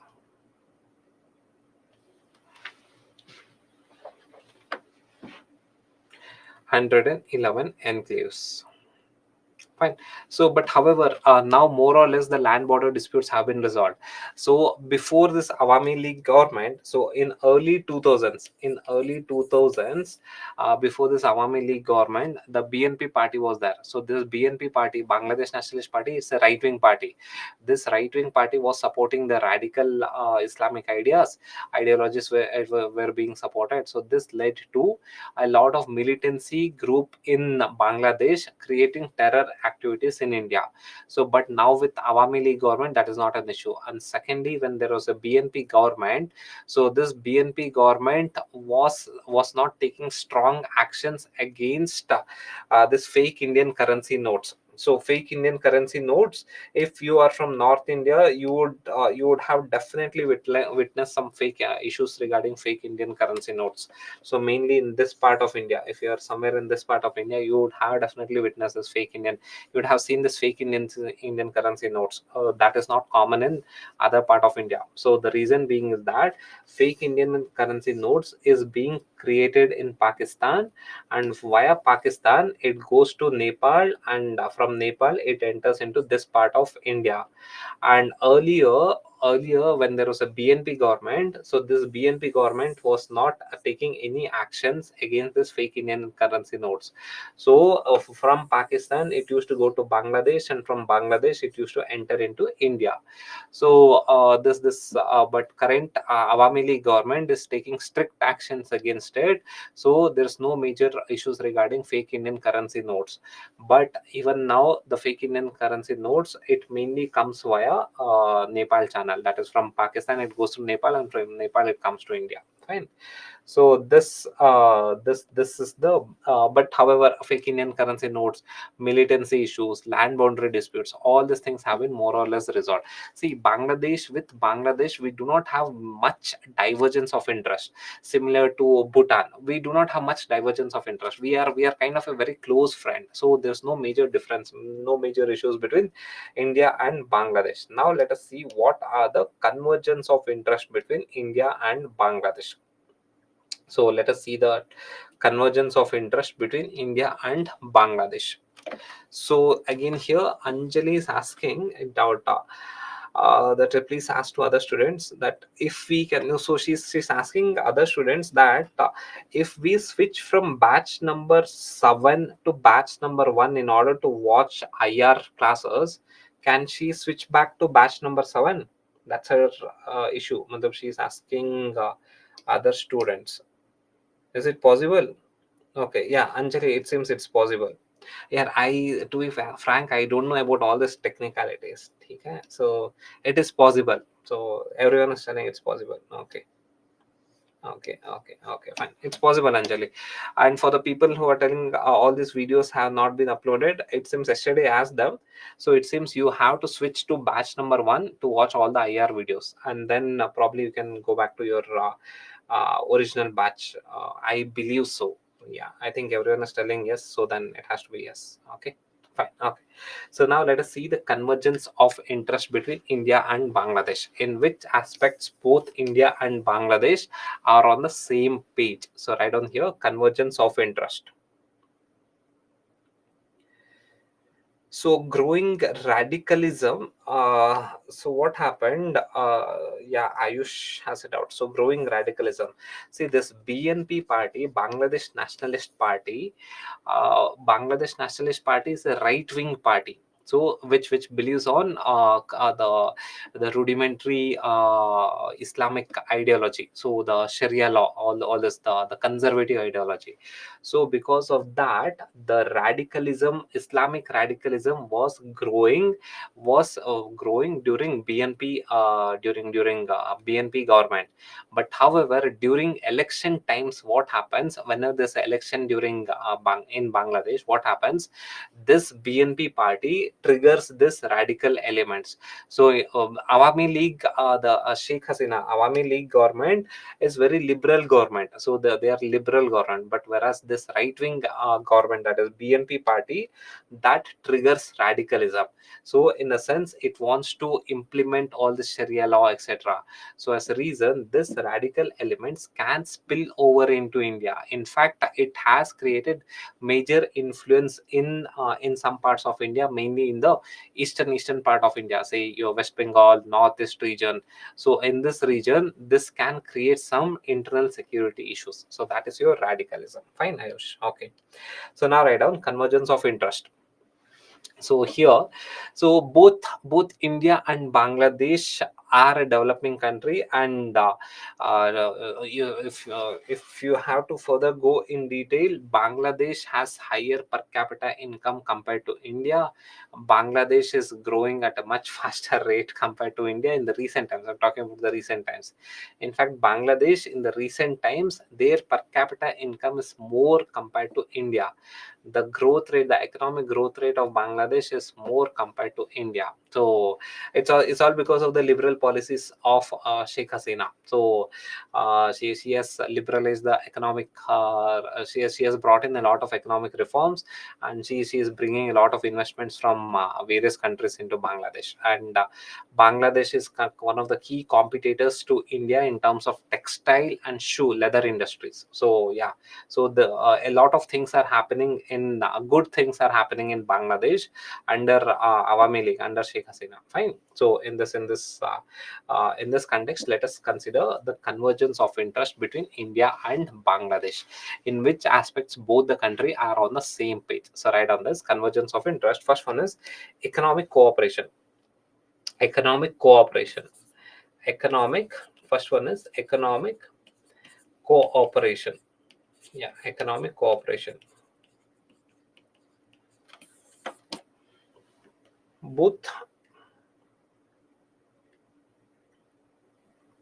economic cooperation, so write down.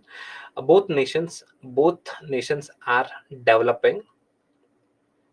Both nations are developing. Are developing and seeks bilateral bilateral trade and investment. Bilateral trade and investment, which benefits both the nations. Which benefits both the nations. So if there's a bilateral trade and investment, see, Bangladesh, the population is also very big. So India, the population is also very big. For India, Bangladesh is a big market. For Bangladesh, India is a big market. So India wants to explore Bangladesh market. That is, India wants to send its goods to Bangladesh market. Bangladesh also wants to send its goods to Indian market. That is on economic cooperation, we both are on the same page. That is, both India and Bangladesh wants to explore each other's market. And the next one is regional stability. So convergence of interest is that regional stability. Both Bangladesh and India wants to maintain regional stability, because if there is no regional stability, if there is frequent terror attacks, frequent radicalism, so what happens? There is no investment, there is no growth. So both India and Bangladesh wants to maintain regional stability in South Asian region. So write down regional stability. Regional stability. Both India and Bangladesh. Both India and Bangladesh have mutual interest. Both India and Bangladesh have mutual interest in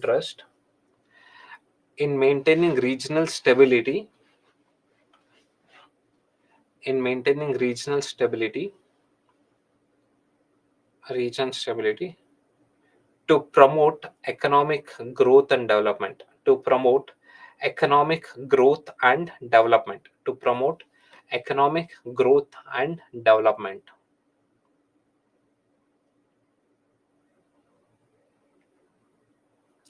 promote economic growth and development.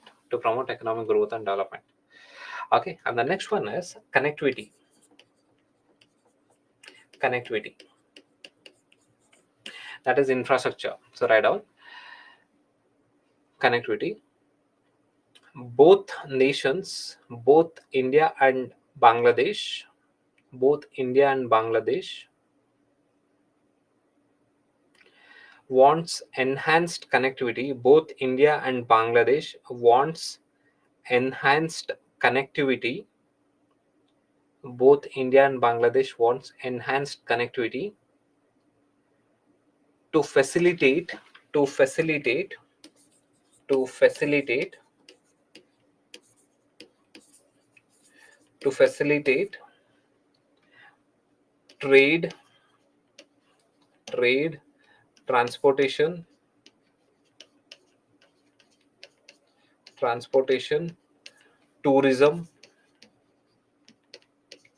transportation, tourism, and people to people contact, and people to people contact, people to people contact.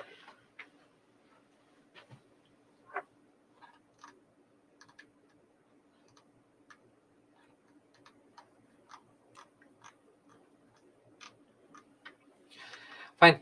That is, connectivity has to be enhanced. That is connectivity infrastructure. See, in terms of roadways, railways, building, so say developing the waterways. So this is important for both the countries. That is, both India and Bangladesh are focusing on enhancing the connectivity, because that is going to facilitate trade, transportation, tourism, and people to people contact between two countries. And the next one is and the next one is that climate change. Climate change. Climate change. Climate change. Both nations are vulnerable. Both nations are vulnerable to the global warming. Vulnerable to global warming.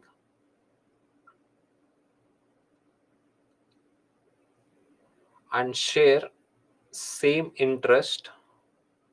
And share same interest. And share same interest. Same interest. Interest in mitigating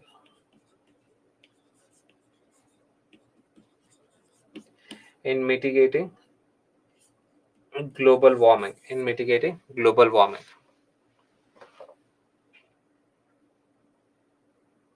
In mitigating global warming.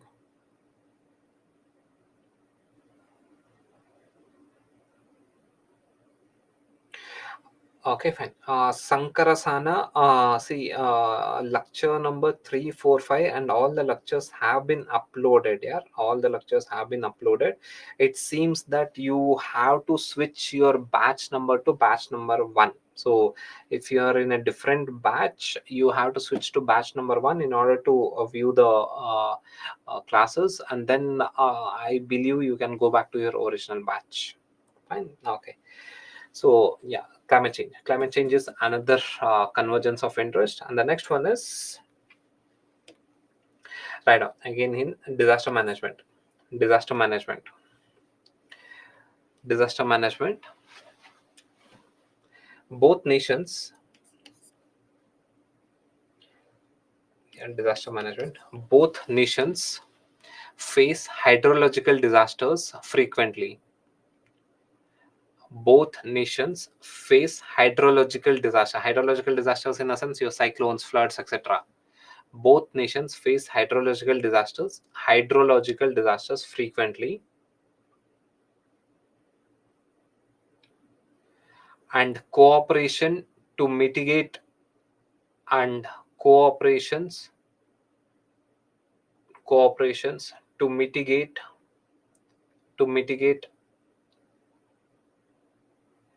cooperations to mitigate it cooperations to mitigate it is necessary. is necessary. It includes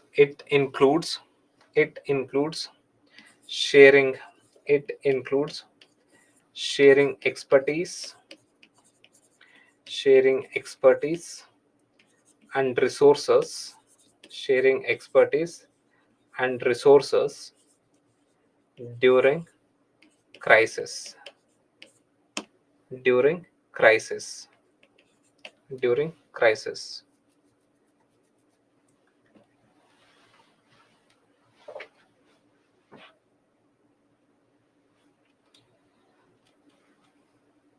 during crisis. Okay, next one is, next convergence of interest is strengthening, strengthening, strengthening regional groups, strengthening regional groups like SARC, like SARC, SARC and BBIN. So what is BBIN? We'll see. Okay, it's Bangladesh, Bhutan, India, Nepal. So BBIN. So both the countries are in the same page in order to strengthen SARC and BBIN.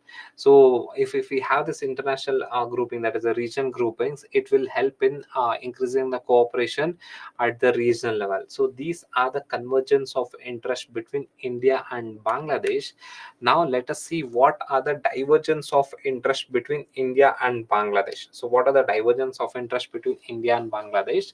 So write down the first divergence of interest is in terms of resource sharing. That is, first one is in terms of resource sharing. Resource sharing. Resource sharing. Example, Tista River. Example, Tista River.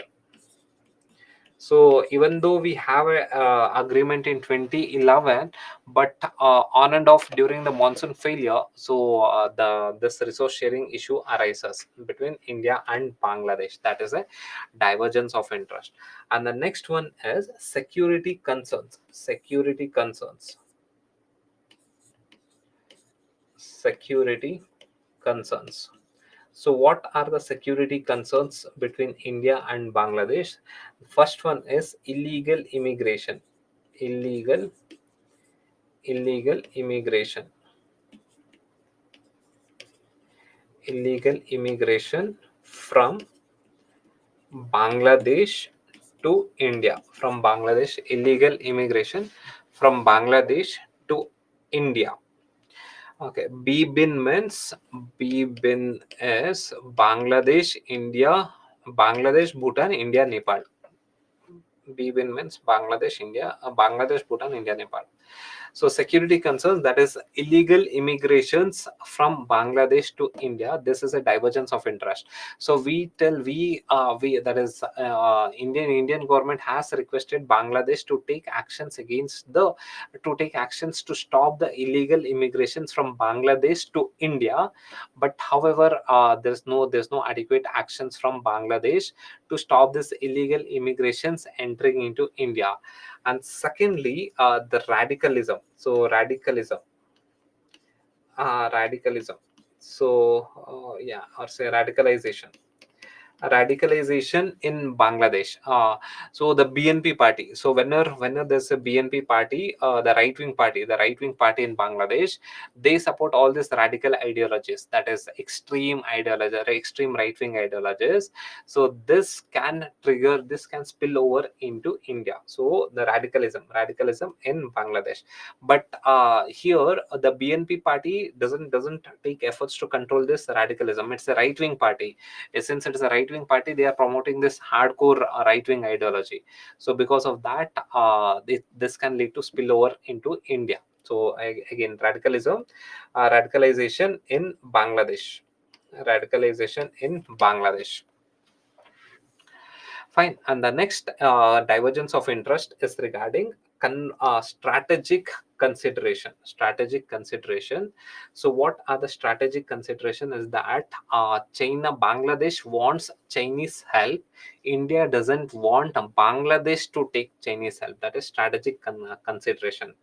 That is next point right on, strategic consideration. Strategic consideration. Strategic consideration. So here write down China's growing influence. China's growing influence. China's growing influence. China's growing influence as Bangladesh has accepted, has Bangladesh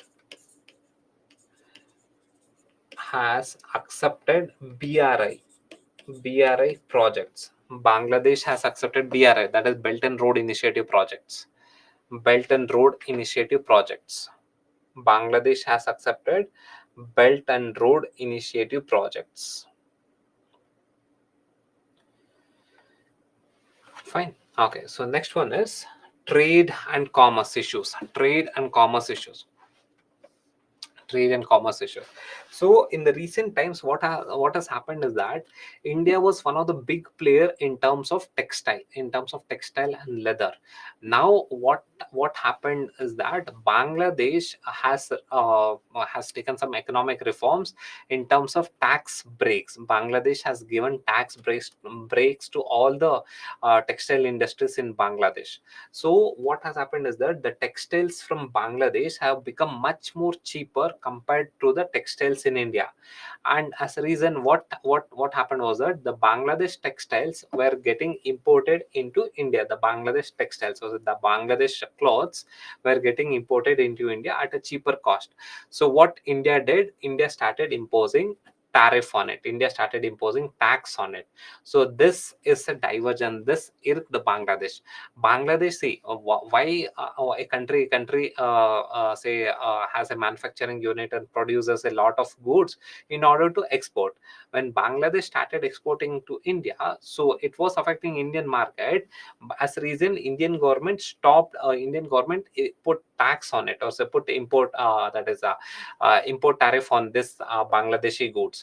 So this irked the Bangladesh government. So there's a trade that in the trade issues, there's a non-tariff barriers were imposed on that is non-tariff barriers and tariff barriers were imposed on Bangladeshi goods.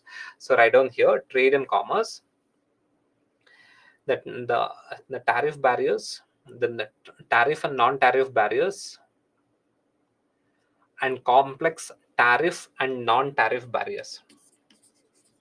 Tariff and non-tariff barriers, non-tariff, non-tariff barriers, tariff and non-tariff barriers, comma, complex custom procedures, complex custom procedures, complex custom procedures, complex custom procedures have limited Bangladeshi exports, have limited Bangladeshi exports to India, have limited Bangladeshi exports to India, have limited Bangladeshi exports to India. Okay, so these are the divergence of interest between India and Bangladesh. Fine. Now, how do we resolve this divergence of interest? The same thing, write down measures to overcome the divergence of interest. Measures to overcome the divergence of interest. Measures to overcome the divergence of interest. Okay, so again here, what is the first one? Again, the same measures. That is first increasing diplomatic engagements at the high level. Okay, or say increasing diplomatic engagements. First one is increasing diplomatic engagements. in increasing diplomatic engagements. Second one, increasing people to people contacts. Increasing people to people contact, that is track 3 diplomacy. Good, Abhishek. Increasing people to people contact. People to people contact. Increasing people to people contact.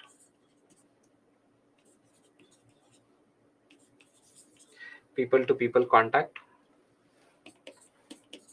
Next one is increasing economic engagements. Increasing economic engagements, or say economic cooperation. Economic, increasing economic cooperations.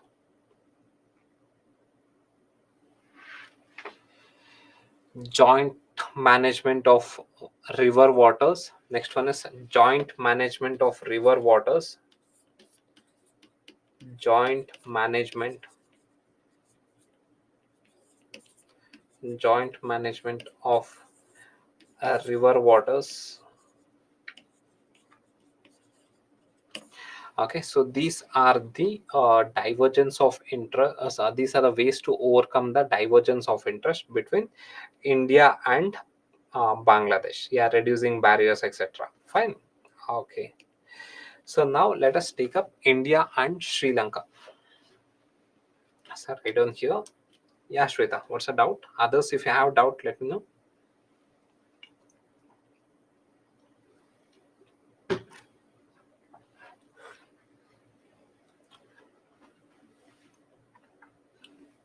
Yes, definitely. Fencing will help in border management.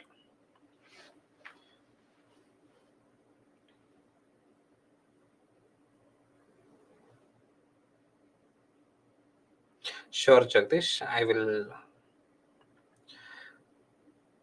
Raz. Okay. I will. I will. I will see to it, Raz.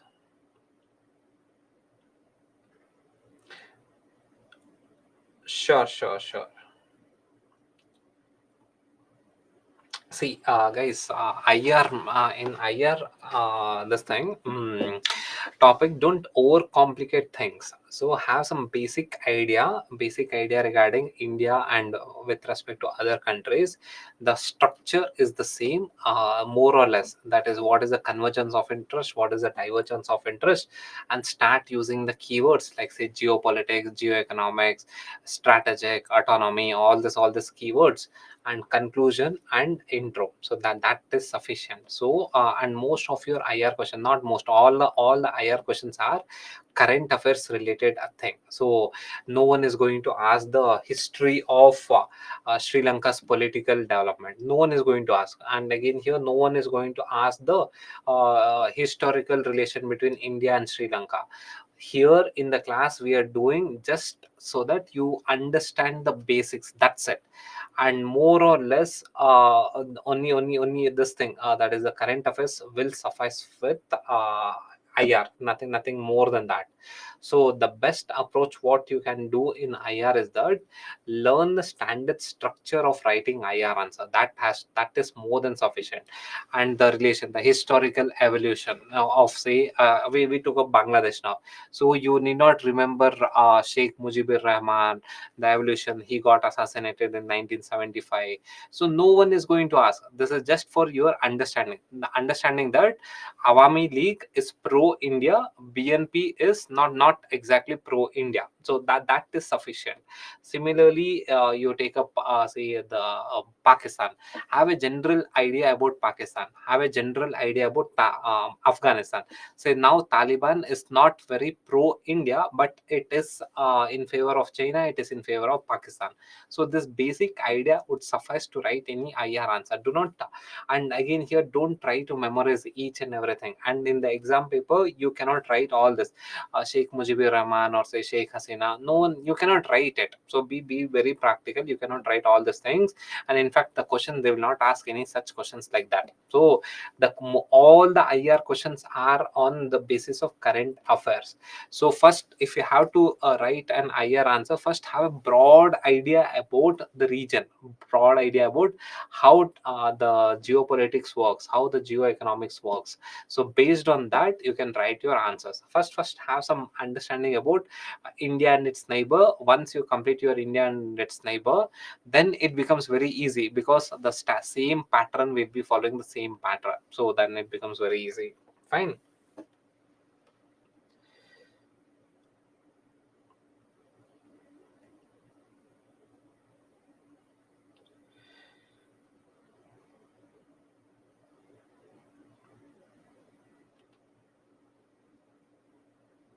Okay, convergence of interest between India and Afghanistan. That is both in terms of economic cooperation. So, okay, Srishti, not an issue. Okay. So you can watch the recorded class. Fine. Okay, guys, for the people who have sent their answers yesterday, like yesterday afternoon onwards, I haven't seen it. Today I'll go and evaluate it. Okay, fine. So now let us take this India Sri Lanka issue, or say India Sri Lanka relationship. So right on this India Sri Lanka. So in order to understand India Sri Lanka, you just need to have a brief idea about the political landscape in Sri Lanka. So again, in Sri Lanka, if you consider in the South Asia region, so it was only India which was stable after independence. Bangladesh, after independence, there was a military coup. There was a military government in Pakistan.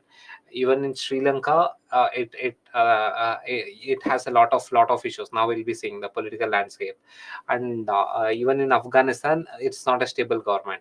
So if you consider enter South Asia, it is India which is stable since beginning, since independence. India is the only country that is stable. Even there are issues in Nepal also. Bangladesh also had issues. Pakistan also has issues. Afghanistan had issues. Sri Lanka also had issues. So it is only India that is stable since independence.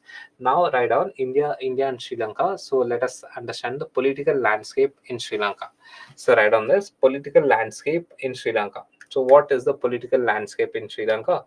So starting from not more than 5-6 lines, you just need to know how things got evolved in Sri Lanka. So in Sri Lanka, the important issue was that a civilian war took place in Sri Lanka between the Sri Lankan Sinhalese and the Sri Lankan Tamils. So and see, there are two communities in Sri Lanka. So one is Sinhali community. Sinhali communities are the majority communities in Sri Lanka, and this region are Sri Lankan Tamils, Sri Lankan Tamil communities. So there are the Sri Lankan Tamil communities are minorities. So the basic idea about Sri Lanka. So in Sri Lanka, majority community are Sinhalese who follow Buddhism, but the Tamil communities are minority. So these Tamil communities, how did this Tamil community enter into Sri Lanka? So during British, in order to have laborers in the tea farming, British brought Indians into Sri Lanka. Those Indians are the present Tamilians, that are minority Tamilians in Sri Lanka. They were the indentured laborers who the British brought into Sri Lanka, and they settled even after independence. They settled over there. So they became the minority in Sri Lanka, and the majority are the Sri Lankan Sinhalese. So this is the basic understanding about Sri Lanka. So now let us go in detail regarding the political landscape in Sri Lanka. So political landscape in Sri Lanka. So right on this political landscape in Sri Lanka. So Sri Lanka got independence in 1948. So that is right on. So first phase, that is political landscape. How did political landscape evolve in Sri Lanka? Right on the first phase, that is 1948 till 1956. 1948 till 1956. So in 1948 to 1956, it was a stable government. A parliamentary system of government was established. So again, just one line. Right on, there was a stable government. So stable government, stable government led by United UNP, led by United National Party, led by led by United National United National Party, UNP, United National Party, UNP.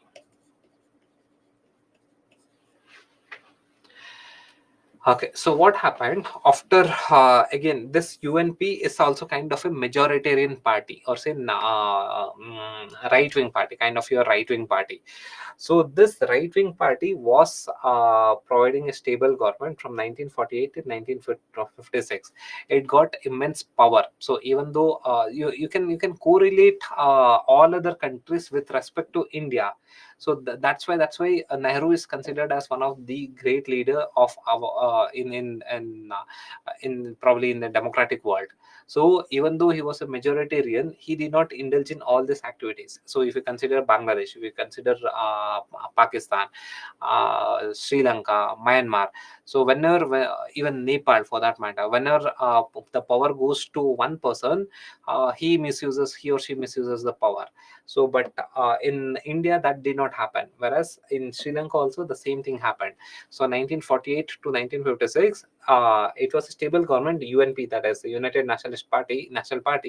It was a majority in government, that is it was dominated with the Sinheli community. Sinheli are the majority community. So then what happened in 1940, by 1956, this government, that is the UNP government, they started promoting the majoritarianism in Bangladesh. So sorry, in Sri Lanka they started promoting majoritarianism in Sri Lanka. That is, they started imposing Sinhelis, that is Sinhela, that is right on this face. Ni- yeah, right, right on next phase, right on 1956 till 1970s. 1956 till 1970s. So in this period, the majoritarian government, what it did was, it started making the Sinhalese as the official language, Buddhism as the official religion of a state, and Sinhalese was made as the official language, and all other languages was not recognized. But if you see in Sri Lanka, so there are Islam community are there are Tamil communities are there, and there are Sinhalese are there. So what did this majoritarian government did? So it started promoting the majoritarianism, in the sense they made Sinhalese as the national language, neglecting all other languages. They made Buddhism as the national religion, neglecting all other religion. So this irk, that is all the majoritarianism policy, was being followed by this government, by this UNP government, between 1956 till 1970s. So I'll give you a brief summary about it, and then we can start writing it down. Okay, fine. So what happened 1956, once the government was stable, they started promoting all this majoritarianism ideology, making Buddhism as the national language, making Sinhalese as the national language, Buddhism as the national religion, Sinhalese as the national language, and neglecting the minorities, or say not respecting the minorities, not allowing minorities to participate in governance, lowering the representation of minorities in the governance. All these activities were done by the majoritarian government, that is your UNP. And then what happened later on, due to this effect, this majoritarian tendency, by 1975, say post 1975, yeah, post 1975, there was a civil war that had initiated. It got started in 1970s only, beginning of 1970s only. Here and there are small scale civil wars were going on against the government, mainly in this northern part, near the Jaffna region. Small scale civil wars were going on. But however, from 1980s onwards, there was a large scale civil war against the government. That is, the Tamils were fighting against the government from almost, say, from 1980s, and this was one of the longest civil war you can consider in South Asian region. Whereas the civil war in Nepal did not last for more than 2-3 years. Similarly, the military coup and civil war in Bangladesh, 2-3 years. And so same thing with Afghanistan. So the Taliban crisis after 92 till 96, there was kind of a civil war. So 96 Taliban came. So not more than say 3-4 years. But whereas in Sri Lanka, the civil war lasted up till 2009. So yeah, till 2009, started in 1980s and went up till 2009. It is almost say 30-35 years of proper civil war was going on in Sri Lanka. On and off there was a civil war. And in after this 2009, what happened? The government, that is the Sri Lankan government, killed all the leaders, all the major terror or some militant groups. And then what happened? The civil war got subsided. Say from 2009 onwards, we are having a democratic government. Fine. So again, the democratic government has come into place. So in during COVID times, there was a crisis. There was an economic crisis. Due to this economic crisis, we had a political crisis in 2022. So in 2020, we had that is Sri Lanka had economic crisis. Due to this economic crisis, there was kind of a unrest, civil unrest, not a civil war as such. Like how we had a Tamil issue civil war, we did not have this civil war, but there was civil unrest. Because of the civil unrest, so there was a political crisis. So again, there was a change in the presidentship. So this is the evolution of political landscape in Sri Lanka. So I'll again summarize that. So have a brief understanding about Sri Lankan issue. So 1948, Sri Lanka got independence. From 1948 till 1956, very stable government, strong government. But this strong government was run by Sinheli community. Sinheli are the majoritarian community, that is Buddhist community. So this Buddhist community, this Sinheli government, that is a UNP, that is United National Party government. So post 1956, it started promoting majoritarianism. That is making Sinhalese as the official language, making Buddhism as the official religion, and not respecting the minorities. So this and all the policies were majoritarianism policy, and all the government benefits were provided to the majoritarian community. So as a reason, what happened? This minority community, so this minority in Sri Lanka, the minority communities are the Tamil. So these Tamils are the minority community. So this minority communities, they got affected. So the development did not go into this minority area. So as a reason, what happened? Say from 1970s onwards, but it was not a full scale civil war. The full scale civil war started in 1983. From 1983, full scale violence, full-fledged violence started in 1983. But from 1970s on and off, the civil unrest was going on, and the full-scale civil war started in 1983. Full-scale violence, using of weapons, etc. So full-scale civil war started in 1983, and then say after up till 1990, it got resolved when Rajiv Gandhi intervened, when India intervened into this. So it got resolved, but however, not completely stopped. The violence stopped, that is using of weapons got declined, got reduced. But however, on and off, there was still civil war going on, and ultimately the civil war stopped in 2009 when the Sri Lankan government killed Prabhakaran. So Prabhakaran was the leader of this minority community in Sri Lanka, who was leading this civil war. When Sri Lankan government killed Prabhakaran, who was the leader of this civil war from the minority side. So what happened after 2009? The civil war ended. Say from 2009 onwards, we had a democratic government in Sri Lanka, more or less a stable government. So more or less a stable government. But however, in 2020, say due to COVID, so 2020, 2021, due to COVID, there's a massive economic crisis in Sri Lanka. Sri Lanka is a tourism dependent country. So due to COVID, tourism collapsed in Sri Lanka. So as a reason, this affected the Sri Lanka's economy. Due to affect in Sri Lankan economy, what happened?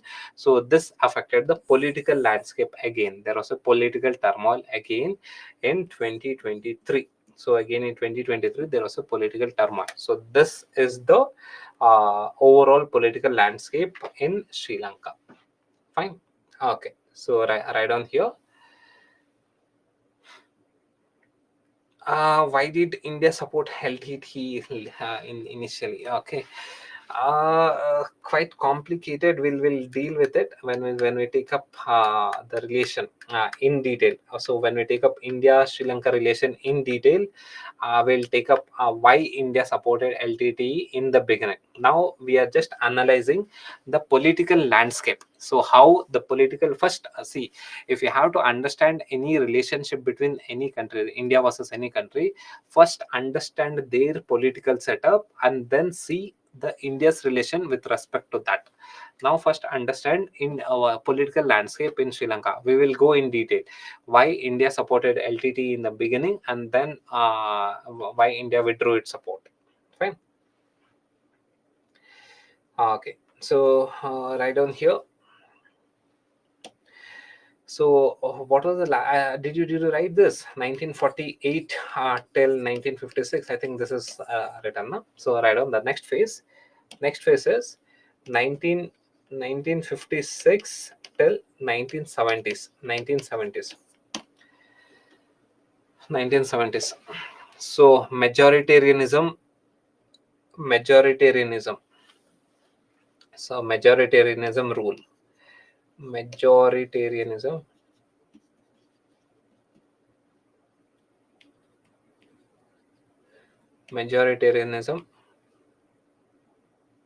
rule.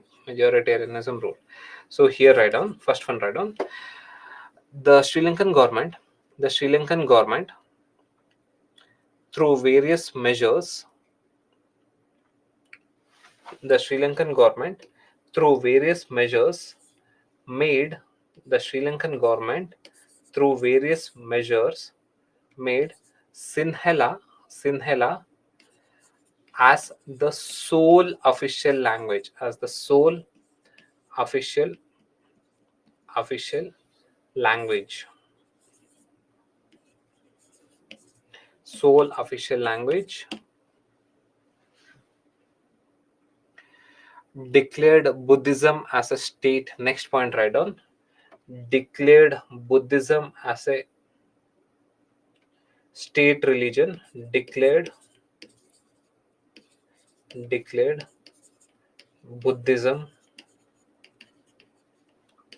as state religion, declared Buddhism as a state religion. These moves alienated, these moves alienated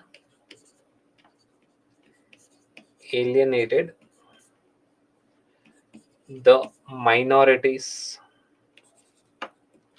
These moves alienated the minorities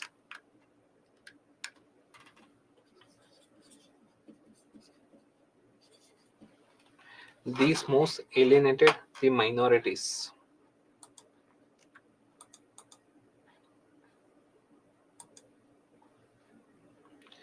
creating tensions.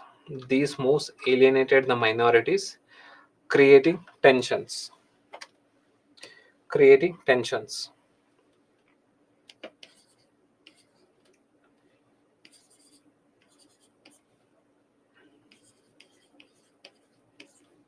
1983 till 2009. Ethnic conflicts and civil war. Ethnic conflicts and civil war. Ethnic conflicts and civil war.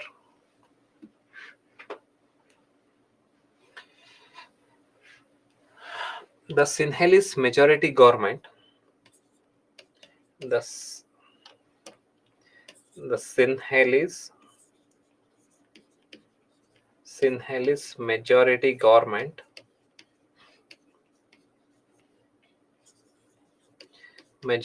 government's actions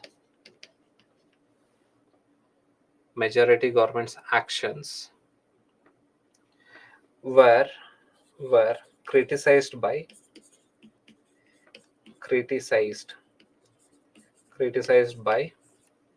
minority rebels minority rebel groups, minority rebel groups, and the famous one is, and famous group is, famous group was LTTE. Okay, LTTEs was not just the only rebel group in Sri Lanka who opposed the majoritarian government, but LTTE was one of the famous rebel group who opposed the Sri Lankan government. So similarly, in Afghanistan, there was no one mujahideen. There were multiple mujahideen groups. The famous mujahideen groups were Taliban. Similarly, in Sri Lanka, there was no one rebel group. There were multiple rebel groups against the Sri Lankan government, but the famous one was LTTE group. Fine, LTTE. Okay, so below this, write down. So yeah, next point, write down. Below this, write down. This yeah, below this, write down. The minority rebels. The minority rebels' actions. The minority rebels' actions created escalated create or say created a civil war created a civil war created a civil war. Yeah, write down. In 2009, in 2009, leader of LTTE.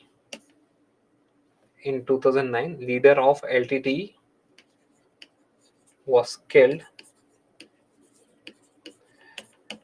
which ended the which ended the civil war. Which ended the civil war. Fine.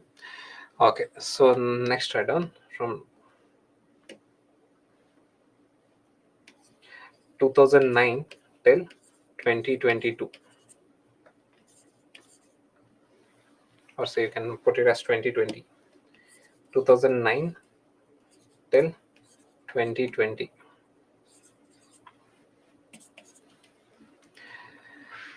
So again here,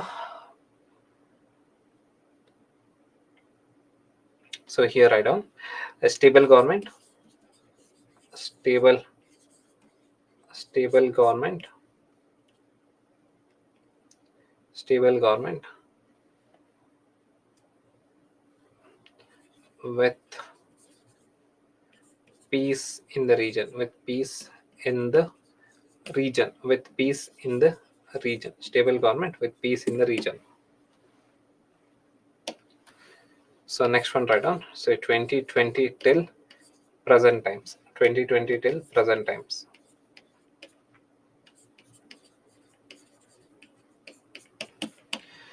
So write down here.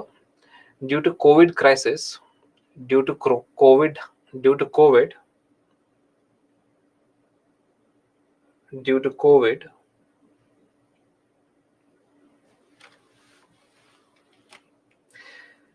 there was an economic crisis in Sri Lanka. There was an economic crisis in Sri Lanka. Due to COVID, there was an economic crisis in Sri Lanka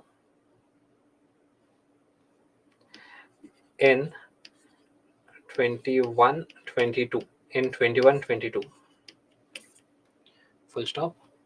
This led to political crisis. This led to political crisis. Political crisis. This led to political crisis in 2023. This led to political crisis in 2023. So this is the overall, or say, broad evolution, or say, broad political landscape of Sri Lanka. So now let us understand the evolution of India-Sri Lanka relationship. So write down this topic: evolution of India-Sri Lanka relationship. Evolution of India-Sri Lanka relationship. So we'll start from this topic tomorrow. Fine. Okay. So if there's any doubt, please let me know. The class is still 9 o'clock, right? No, not 9:30. It got changed. No, it's still 9 o'clock.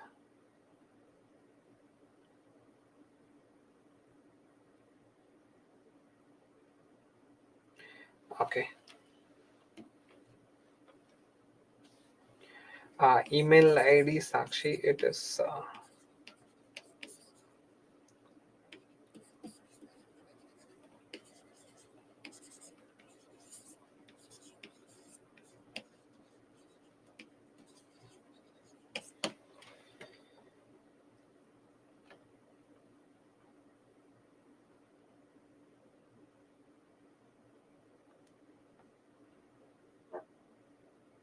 Okay. Fine. Okay.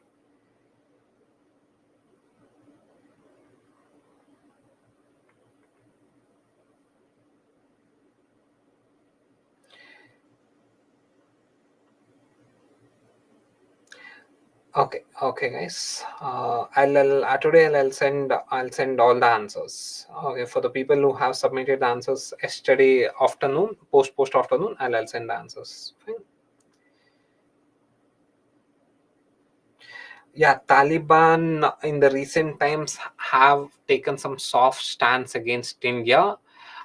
Even India has, because India has proactively engaged with Taliban at a diplomatic level. Now Taliban has diluted its hard stance against India.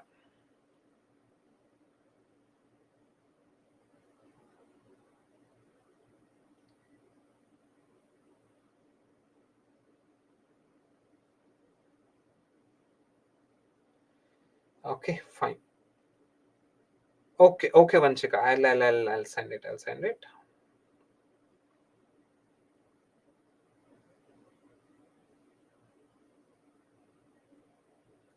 I'll do it, Chandan. I'll do it.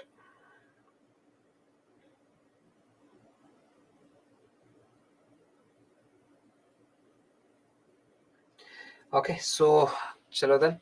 If there's any further doubt, you can put it here. I'll be responding to it. Fine. Okay, so fine, guys. So thank you. Thank you.